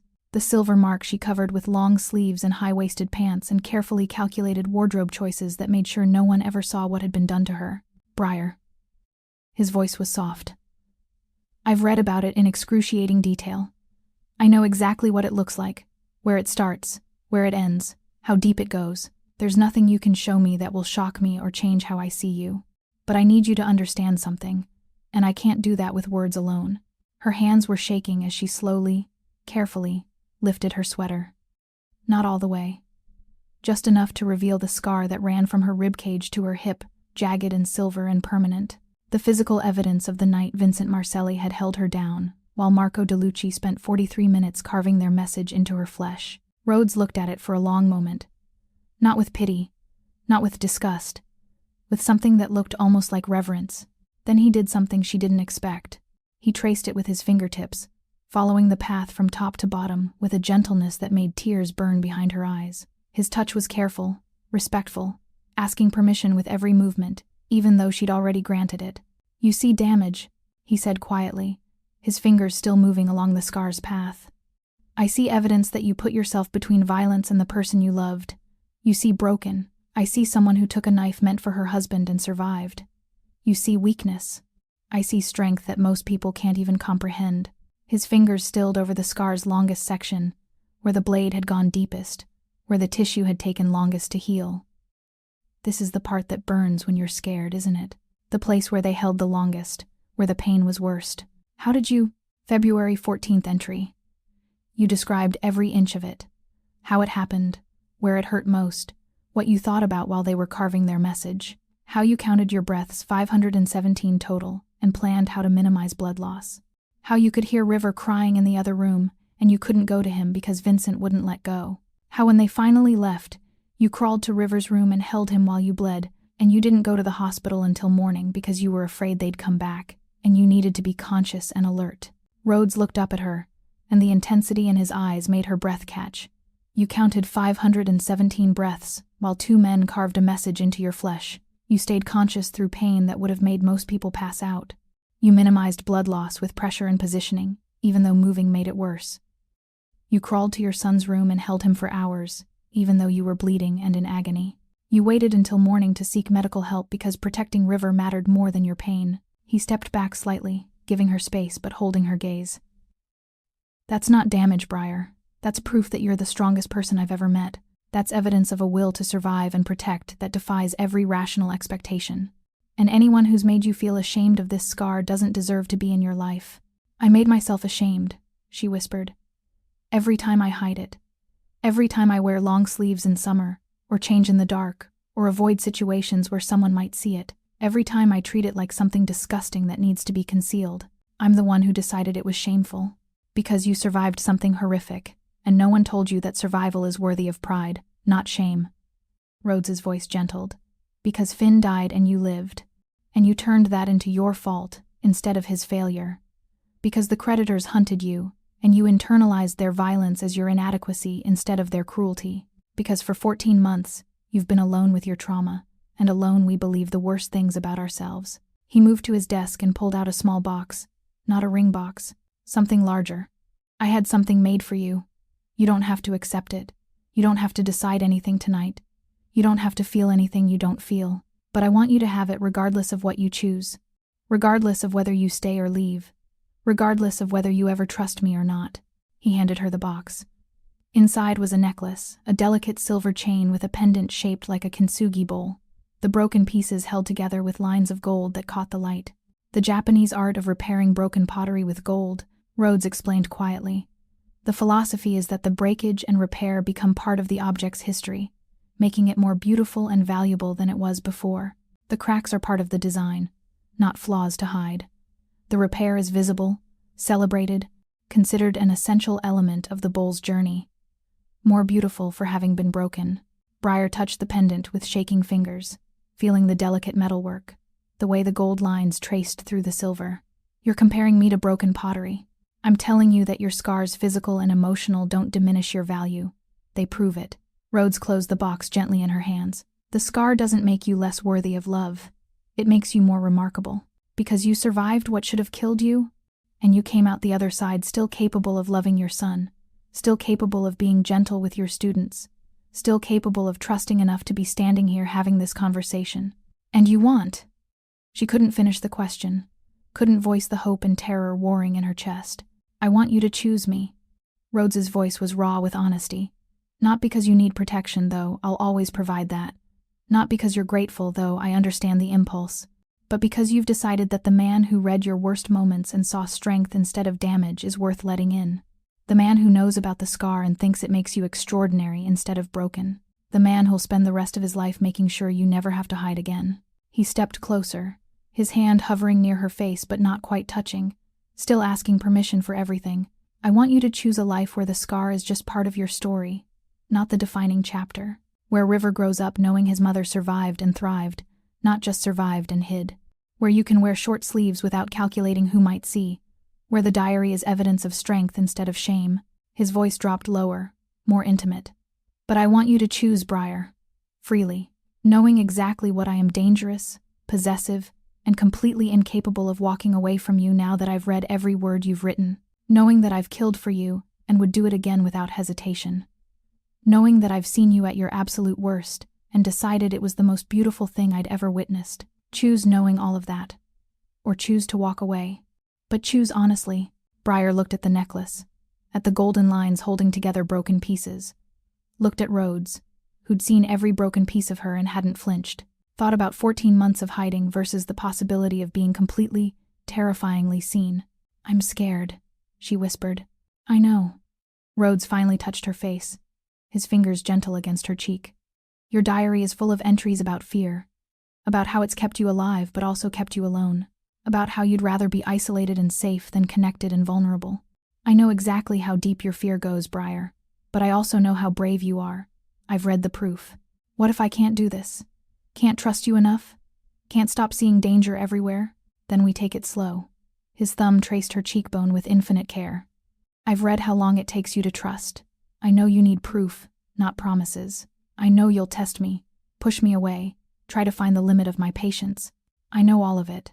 And I'm still here, still choosing you, still willing to wait as long as it takes for you to believe this is real. Briar stared at him, this dangerous man who'd memorized her trauma and decided she was worth protecting, who'd given her the first real safety she'd known in over a year, who was offering her everything she'd been too afraid to want. And standing in his study with tears on her face and a scar that burned and a necklace that represented everything she'd been too afraid to believe, Briar made her choice. She kissed him, not tentatively, not asking permission. She grabbed the front of his sweater and pulled him down to her level and kissed him with all the desperate hope and terrified trust and overwhelming need she'd been trying to suppress since the morning he'd quoted her diary back to her. Rhodes made a sound surprise or need or both and wrapped his arms around her, careful of her scar, careful of her fear, but holding her like she was precious and strong and everything he'd said she was. When they finally broke apart, both breathing hard, Briar pressed her forehead against his chest and let herself say what she'd been too scared to admit. I'm choosing you, not because I'm not scared, but because I'd rather be scared with you than safe and alone, because you've seen every broken piece of me and called it strength, because you read my diary and decided I was worth protecting, because, her voice broke, because maybe broken things can be more beautiful after they're repaired. Maybe the scar doesn't have to define me. Maybe I can be seen completely and not destroyed by it. Rhodes held her tighter, his face pressed into her hair, his voice rough when he finally spoke. You're not broken, Briar. You never were. But I'll spend the rest of my life proving that to you if you'll let me. Yes. The word was simple, absolute, terrifying. Yes, I'll let you. I'll try. I'll probably fail at trusting you sometimes. I'll probably push you away and test your limits and make this harder than it needs to be. But I'll try. That's all I'm asking. Rhodes pulled back enough to look at her face, his ice blue eyes holding hers with absolute certainty. Try. Let me prove that not everyone who sees your vulnerability will weaponize it.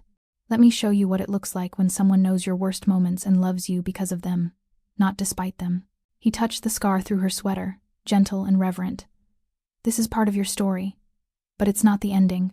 The ending is you, River, and me building something neither of us thought possible.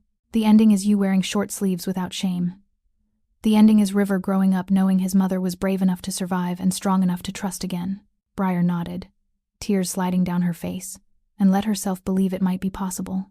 Let herself believe that the diary that had been her burden might become her testament, that the scar might fade from constant burning to eventual memory, that the dangerous man who'd read her soul might actually be exactly what her son's letter had asked for, someone powerful enough to keep them safe, someone gentle enough to make her believe she deserved it, someone brave enough to love her completely, scars and all. The ring appeared 3 months later.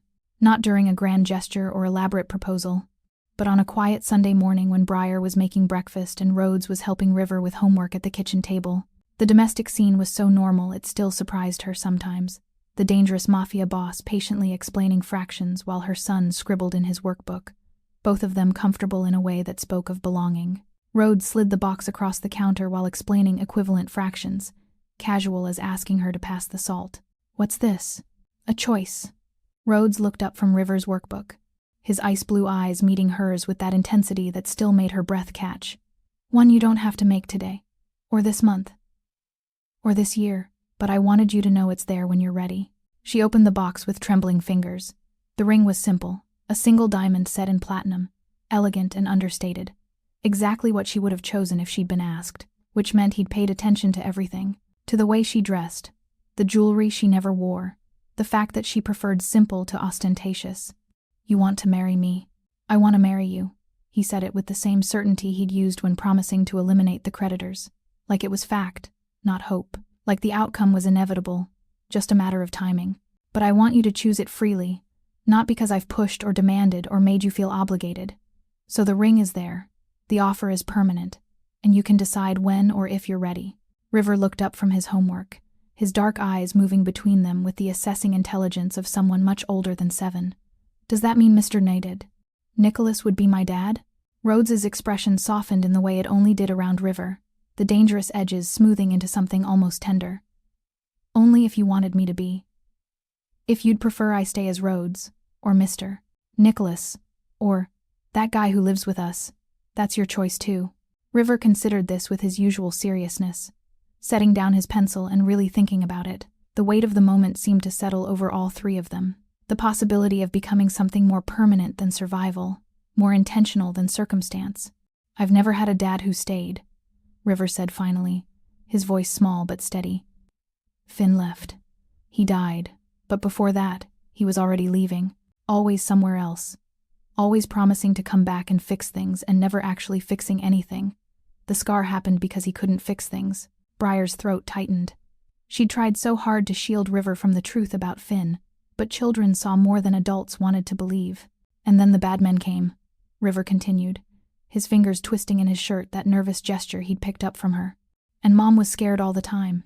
And we kept moving and hiding, and she thought I didn't understand. But I did. I understood that we weren't safe. That nowhere was safe. That even if we ran forever, they'd keep finding us. He looked at Rhodes with those two old eyes. Would you stay? Even when things get hard? Even when Mom has nightmares about the scar? Even when I'm not easy to be around because I remember too much? Yes. Rhodes's answer was absolute, unequivocal. I'm not going anywhere, River. Not from you. Not from your mother. You're both mine now. That doesn't change when things get hard. It doesn't change when your mother wakes up checking locks out of habit or when you have bad days. It doesn't change at all. That's what staying means. Promise? River's voice was barely a whisper. I promise. Rhodes held out his hand, and River shook it with the solemnity of someone sealing a blood oath rather than a simple agreement. I'm not your father by biology, and I'm not trying to replace Finn in your memory, but I'm choosing to be your dad in every way that matters: protection, guidance, showing up, staying, every single day. That's my promise to you. Okay. River seemed to settle something in his mind. That internal debate finally resolved. Then I think you should be my dad. Mom cries less now. That's good. And you helped me with my science project without making me feel stupid. That's good too. And you're really good at being scary to people who aren't us, which makes me feel safe. He returned to his fractions, apparently satisfied with the life-altering conversation, leaving Briar and Rhodes staring at each other across the kitchen counter with the ring box sitting between them like a bridge or a chasm. Depending on perspective, I'm still scared, Briar admitted quietly, her fingers touching the box but not quite opening it again. I know. Rhodes stood, crossing to her side of the counter. You'll probably always be a little scared. That's what trauma does. It changes your nervous system, makes you see danger where there isn't any, keeps you vigilant even when vigilance isn't needed. But you don't have to be scared alone anymore. The diary. She stopped, not sure how to articulate what she was thinking. Is yours. He touched her face gently, that gesture that had become familiar, comforting. I've read it. I've memorized it. I've quoted it back to you more times than I can count. But it belongs to you, and you can do whatever you want with it. Burn it, keep it, add to it. Use it however helps you heal. Briar thought about that, about the diary that had been her shame, her secret, her burden, about how it had become the thing that saved her, the evidence that convinced Rhodes she was worth protecting, about all the blank pages still waiting to be filled. I want to keep it, she said slowly.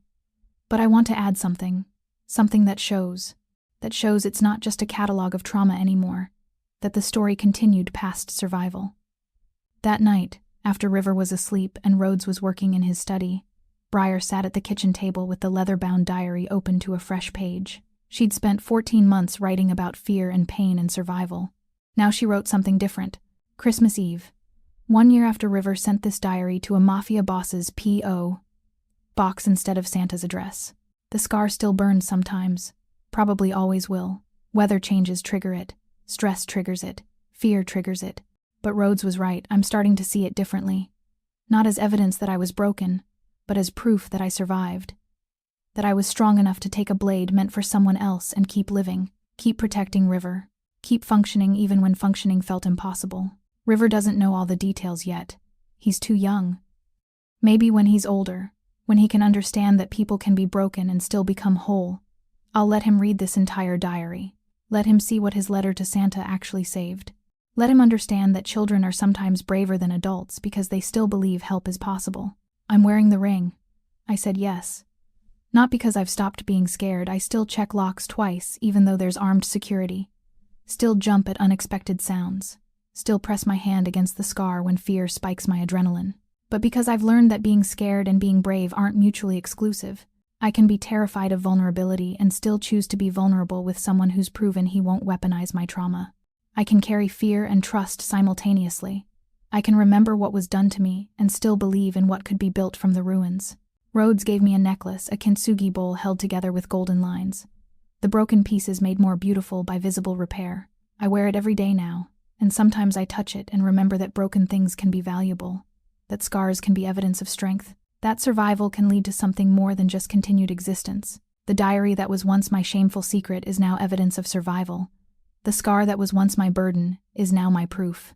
And the man who read every word I'd written chose to love me anyway, not despite my brokenness, but because of what I became while putting myself back together. River asked me today if we're safe now. Really safe, not just temporarily safe. I told him yes, and for the first time since the night Vincent Marcelli held me down and Marco DeLucci carved their message into my flesh, I believed it. We're safe. We're home. We're seen completely and loved anyway. That's the miracle. Not that the trauma ended, but that something beautiful grew from its aftermath. She closed the diary and carried it to Rhodes's study, where he was reviewing security reports with his usual intensity. He looked up when she entered, his expression shifting from professional to something softer when he saw what she held. I added an entry. She held out the diary. I wanted you to read it, since you read all the others, since you've earned the right to know how the story continues. Rhodes took it carefully, reading the new words in silence. She watched emotions flicker across his face, satisfaction, relief, something that looked like joy, trying to break through his controlled exterior. When he finished, he looked at her with an expression that made her chest tighten. You said yes. I said yes. She moved to his side of the desk, letting him pull her into his lap like this was normal, like this dangerous man reading her diary in his private study was just another Tuesday evening. Not because I'm not scared, because I am. I'm terrified, but I'd rather be scared with you than safe and alone. You're wearing it backwards. He touched the ring, which she'd put on her right hand instead of her left, a deliberate choice. Tradition says left hand. I don't care about tradition. She turned the ring so the diamond caught the light. I'll move it to my left hand when we actually get married, when I've had time to adjust to the idea that this is real, that I get to keep it, that it won't be taken away. But for now, I want to wear it where I can see it, where I can remember every day that someone read my worst moments and chose to stay. Rhodes traced the scar through her clothes, a gesture that had become familiar, almost ritual. His way of acknowledging her history without being controlled by it. Your diary used to be about survival. What's it about now? Briar thought about that, about the blank pages still waiting to be filled, about the story that had started with trauma and terror and was somehow transforming into something else. Now it's about what comes after survival, after safety, after learning that being seen completely doesn't have to mean being hurt, after discovering that the right person doesn't weaponize your vulnerability, they protect it. And what comes after? His voice was soft, intimate. She kissed him, slow and certain, letting herself feel the safety of being held by someone who knew everything and hadn't flinched. Living. Really living. Not just surviving from moment to moment, actually building something, making plans that extend past next week. Letting River have a bike because we're not running anymore. Wearing short sleeves in summer. Showing the scar without shame. That sounds like a good story. It's a better ending than I thought possible a year ago. Briar rested her head against his chest, listening to his heartbeat, steady and sure. The diary starts with trauma, but maybe it ends with healing, with proving that broken things can be repaired, with showing River that surviving is just the beginning, thriving comes after. Outside, snow was beginning to fall, the first of the season. River would wake up tomorrow morning to a world transformed, white and clean and full of possibilities. He'd have Christmas in a home that felt permanent, a mother who'd stopped checking locks compulsively, and a father who'd promised to stay, and actually meant it. The diary that had been Briar's burden was now her testament. The scar that had been her shame was now her strength. And the dangerous man who'd read every word she'd written had become the safest place she'd ever known. Tomorrow they'd build gingerbread houses and string lights, and pretend that Rhodes Nicholas wasn't one of the most dangerous men in the city. Tomorrow they'd be a family celebrating Christmas without fear interrupting the joy. But tonight, Briar sat in Rhodes's study and added one more line to her diary entry. The words coming easily now. The man who reads my diary is the same man who kisses my scars. That's how I know this is real. Spring came to the estate with the kind of gentle insistence that made winter feel like a fever dream, something that had happened but seemed impossible now in the warmth and light. Briar stood in the garden, their garden now, though she was still getting used to the possessive, watching River chase a butterfly through the roses with the unself-conscious joy of a child who'd forgotten what fear tasted like. He was 8 now, taller, his face losing some of that baby roundness that had made him look younger than his years. Still serious, still preferred books to most people, but no longer looked at the world like he was calculating exit strategies. He had friends now. Real friends who came over for playdates and birthday parties. Friends whose parents didn't know that the elegant man who hosted them was a mafia boss, who saw only a devoted father helping with art projects and patiently explaining video game strategies. Friends who made River laugh and included him in their elaborate games and didn't seem to notice or care that he was different. The scar itched in the morning air. Not burning, it rarely burned anymore unless the weather changed dramatically or stress spiked her adrenaline. Just present. A reminder of history that no longer defined her future. She'd worn a short-sleeved shirt today, the silver line visible on her side, and hadn't thought about covering it until just now when she consciously noticed it. That was progress. Monumental progress. A year ago, the thought of anyone seeing the scar would have sent her into panicked wardrobe changes. Now it was just part of her. Visible when it was visible, unremarkable in its existence. "You're fidgeting." Rhodes's voice came from behind her, warm with amusement. He'd developed a habit of appearing silently, though she suspected he did it just to prove she no longer startled at unexpected presences. That the hypervigilance had finally, slowly, begun to ease. The scar itches when the weather changes. You know this. She leaned back against him when he wrapped his arms around her waist, pulling her against his chest. The gesture was familiar now, comfortable, no longer tinged with the fear that accepting comfort meant surrendering control. "I do." He pressed a kiss to her temple. "I also know you're thinking about the classroom incident yesterday, the one you haven't mentioned yet, but that's been playing in your mind since it happened." He was right, of course. He was always right when it came to reading her mind, a skill he'd refined by reading her diary so many times he could quote it from memory. Yesterday, a parent had asked about the silver scar visible at her wrist, where her sleeve had ridden up during a demonstration. Briar had frozen for just a moment, old instincts screaming to hide, to lie, to deflect with practiced efficiency. But then she'd remembered Rhodes's words, spoken in his study while he traced the scar with reverent fingers. "The scar is evidence of strength, not damage." "I told her it was from an accident a long time ago," Briar said quietly. "That I survived something difficult, and the scar reminds me I'm stronger than I think. That it's proof I can handle hard things and come out the other side." She felt Rhodes's arms tighten slightly around her. And how did that feel? Terrifying. She admitted it without shame now, without the belief that fear made her weak. But also, right, like maybe the scar doesn't have to be this secret I carry. Maybe it can just be part of my story, part of what makes me who I am. Not the whole story, just a chapter. An important chapter, but not the only one that matters. And what did the parent say? She said it was inspiring, that her daughter had been self-conscious about her own surgical scar, and maybe knowing her teacher had one too would help. That visible proof of survival could be powerful for kids who think scars make them less than. Briar turned in his arms to face him. So I showed her the bigger one, pulled up my shirt right there in the classroom and showed her the whole thing. Told her it was from violence, not an accident, but that I'd survived and so would her daughter. Rhodes's expression shifted surprise, pride, something fierce and protective. How did she react? She cried. Then she hugged me. Then she asked if I'd be willing to talk to her daughter sometime, because seeing an adult who'd survived violence and wasn't destroyed by it might help. Briar touched Rhodes's face, tracing the strong line of his jaw. I said yes, scheduled it for next week. I'm going to show a 12-year-old my scar and tell her about survival without telling her about the creditors or you or the specific details. Just that I survived something that should have broken me, and I'm okay now. That scars fade but strength remains. You're extraordinary. Rhodes said it simply, like stating fact rather than opinion. I'm ordinary. I just survived because I had to. Because River needed me. Because dying wasn't an option when someone was depending on me. She kissed him softly. But you made me believe that surviving was worth something. That the scar proved strength instead of weakness.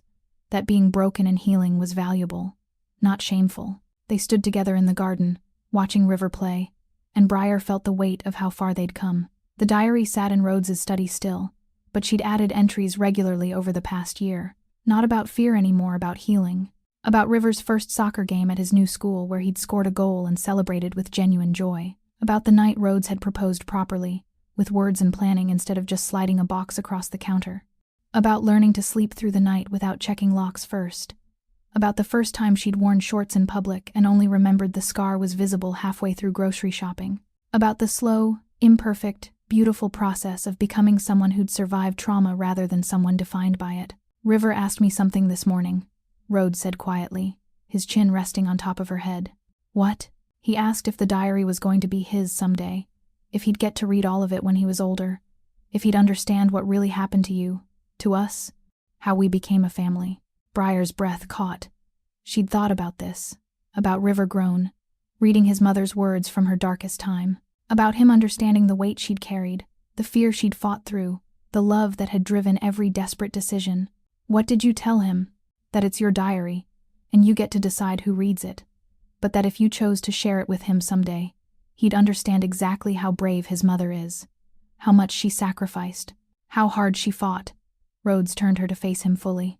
Would you let him read it eventually? She thought about that, about River at 16, or 18, or 20, reading her documented trauma, reading about the scar and the creditors and the 14 months of running, reading about his own letter to Santa and how it had saved them both. Maybe, she said slowly, when he's older, old enough to understand that people can be broken and still become whole, that scars physical and emotional don't make you less, they make you more empathetic, more aware, more capable of understanding others' pain. She touched Rhodes's face. When he's old enough to understand that his letter to Santa didn't just save my life, it saved his too. It gave him a father who chose him. It gave him safety and stability and the chance to be a child instead of a survivor. He saved me too, Rhodes said quietly. I was so focused on building an empire, on being untouchable, on never letting anyone close enough to see weakness. Then I read your diary and realized that real strength isn't about being untouchable. It's about being broken and choosing to keep loving anyway. It's about seeing someone else's pain and choosing to protect it instead of exploit it. Briar kissed him, tasting spring air and safety and the absolute certainty of being completely known. The man who read my diary and saw strength instead of damage. That's how I think of you. And how do you think of yourself? It was a question he'd asked before, in different forms throughout the year. How do you see the scar now? Do you still feel broken? Are you still scared? Always checking, always making sure the healing was real and not just surface deep. I think of myself as someone who survived. She said it with certainty she wouldn't have believed possible 2 years ago. Someone who took a blade meant for someone else and lived. Someone who protected her son through 14 months of terror. Someone who was brave enough to let a dangerous man read her worst moments and see her completely. She touched the scar through her shirt, the gesture automatic, but no longer shame-filled. I'm not defined by this anymore. It's just part of me, like my teaching degree, like River, like you, like the garden and the house and the life we've built. It's one piece of a much larger story, an important piece, maybe the piece that made everything else possible, but not the only piece that matters. Rhodes pulled her closer, his arms solid and certain around her. The diary has blank pages left. I know. What are you going to write in them? Briar looked at River in the garden, at the roses blooming in defiance of winter's memory, at the estate that had somehow become home, thought about the wedding planned for summer, small and private with only people who mattered, about the classroom full of second graders who called her their favorite teacher and didn't know she'd once lived in constant fear, about the life she'd built from the ashes of survival. I'm going to write about what comes after the happy ending, she said quietly. About learning that safety isn't just absence of danger, it's presence of love. About teaching River that his mother's scars are nothing to be ashamed of. About showing that 12-year-old girl that survival is possible and beautiful. About building a life with a man who proved that being completely seen doesn't have to mean being destroyed. She looked up at Rhodes, at the man who'd read her soul and chosen to protect it. I'm going to write about being home. Really home. Not just physically safe, but emotionally seen and completely loved. About how the diary that started as documentation of trauma became proof of healing. About how the letter sent to the wrong address turned out to be exactly right. That's a better story than survival. No. Briar shook her head. It's the story that survival earned me. The diary started with trauma. But it doesn't end there. It ends with proof that broken things can become beautiful. That scars can be evidence of strength. That the right person doesn't weaponize your vulnerability, they treasure it, protect it, and help you transform it into wisdom. River called from the garden, wanting them to see something he'd discovered, probably another insect to add to his growing collection of things that fascinated him. They walked together toward their son, Rhodes's hand steady at her back. The spring sun warm on the scar that no longer burned except as a reminder of how far she'd come. The diary that had been her secret shame had become her salvation. The child who'd sent a desperate plea to Santa had given her the gift of being found. And the dangerous man who'd read every broken word had proven that the right person doesn't break you further, they help you become whole. Briarstone no longer hid, no longer checked locks 17 times before sleeping, no longer planned escape routes instead of futures, no longer let the scar define her entire existence. She was home. She was safe. She was seen completely and loved anyway. And that wasn't just safety. It wasn't just survival. It wasn't even just healing. It was freedom. Real, terrifying, beautiful freedom. The freedom to be broken and whole simultaneously. The freedom to carry scars and strength in equal measure. The freedom to love and be loved without hiding the parts of herself that hurt. She no longer had to choose between being seen and being safe. Rhodes had given her both. And somewhere in his study, her diary sat with its final entry already written. The words she'd added last night before bed. A year ago, I was hiding. Now I'm living. That's not just survival. That's transformation. That's what happens when the right person reads your story and decides you're worth staying for. River's letter to Santa was meant to save me. Instead, it saved all three of us. The Mafia boss who intercepted a child's plea for help didn't just eliminate the threat. He showed me what love looks like when it's not conditional, when it's not contingent on being perfect or put together or scar-free. He loved me because I was broken, because I survived, because the scar proved I was strong enough to protect what mattered. That's the miracle. Not that the danger ended, but that something beautiful grew from its aftermath. I am home. I am safe. I am seen. And for the first time in my life, that doesn't terrify me. It feels exactly like belonging.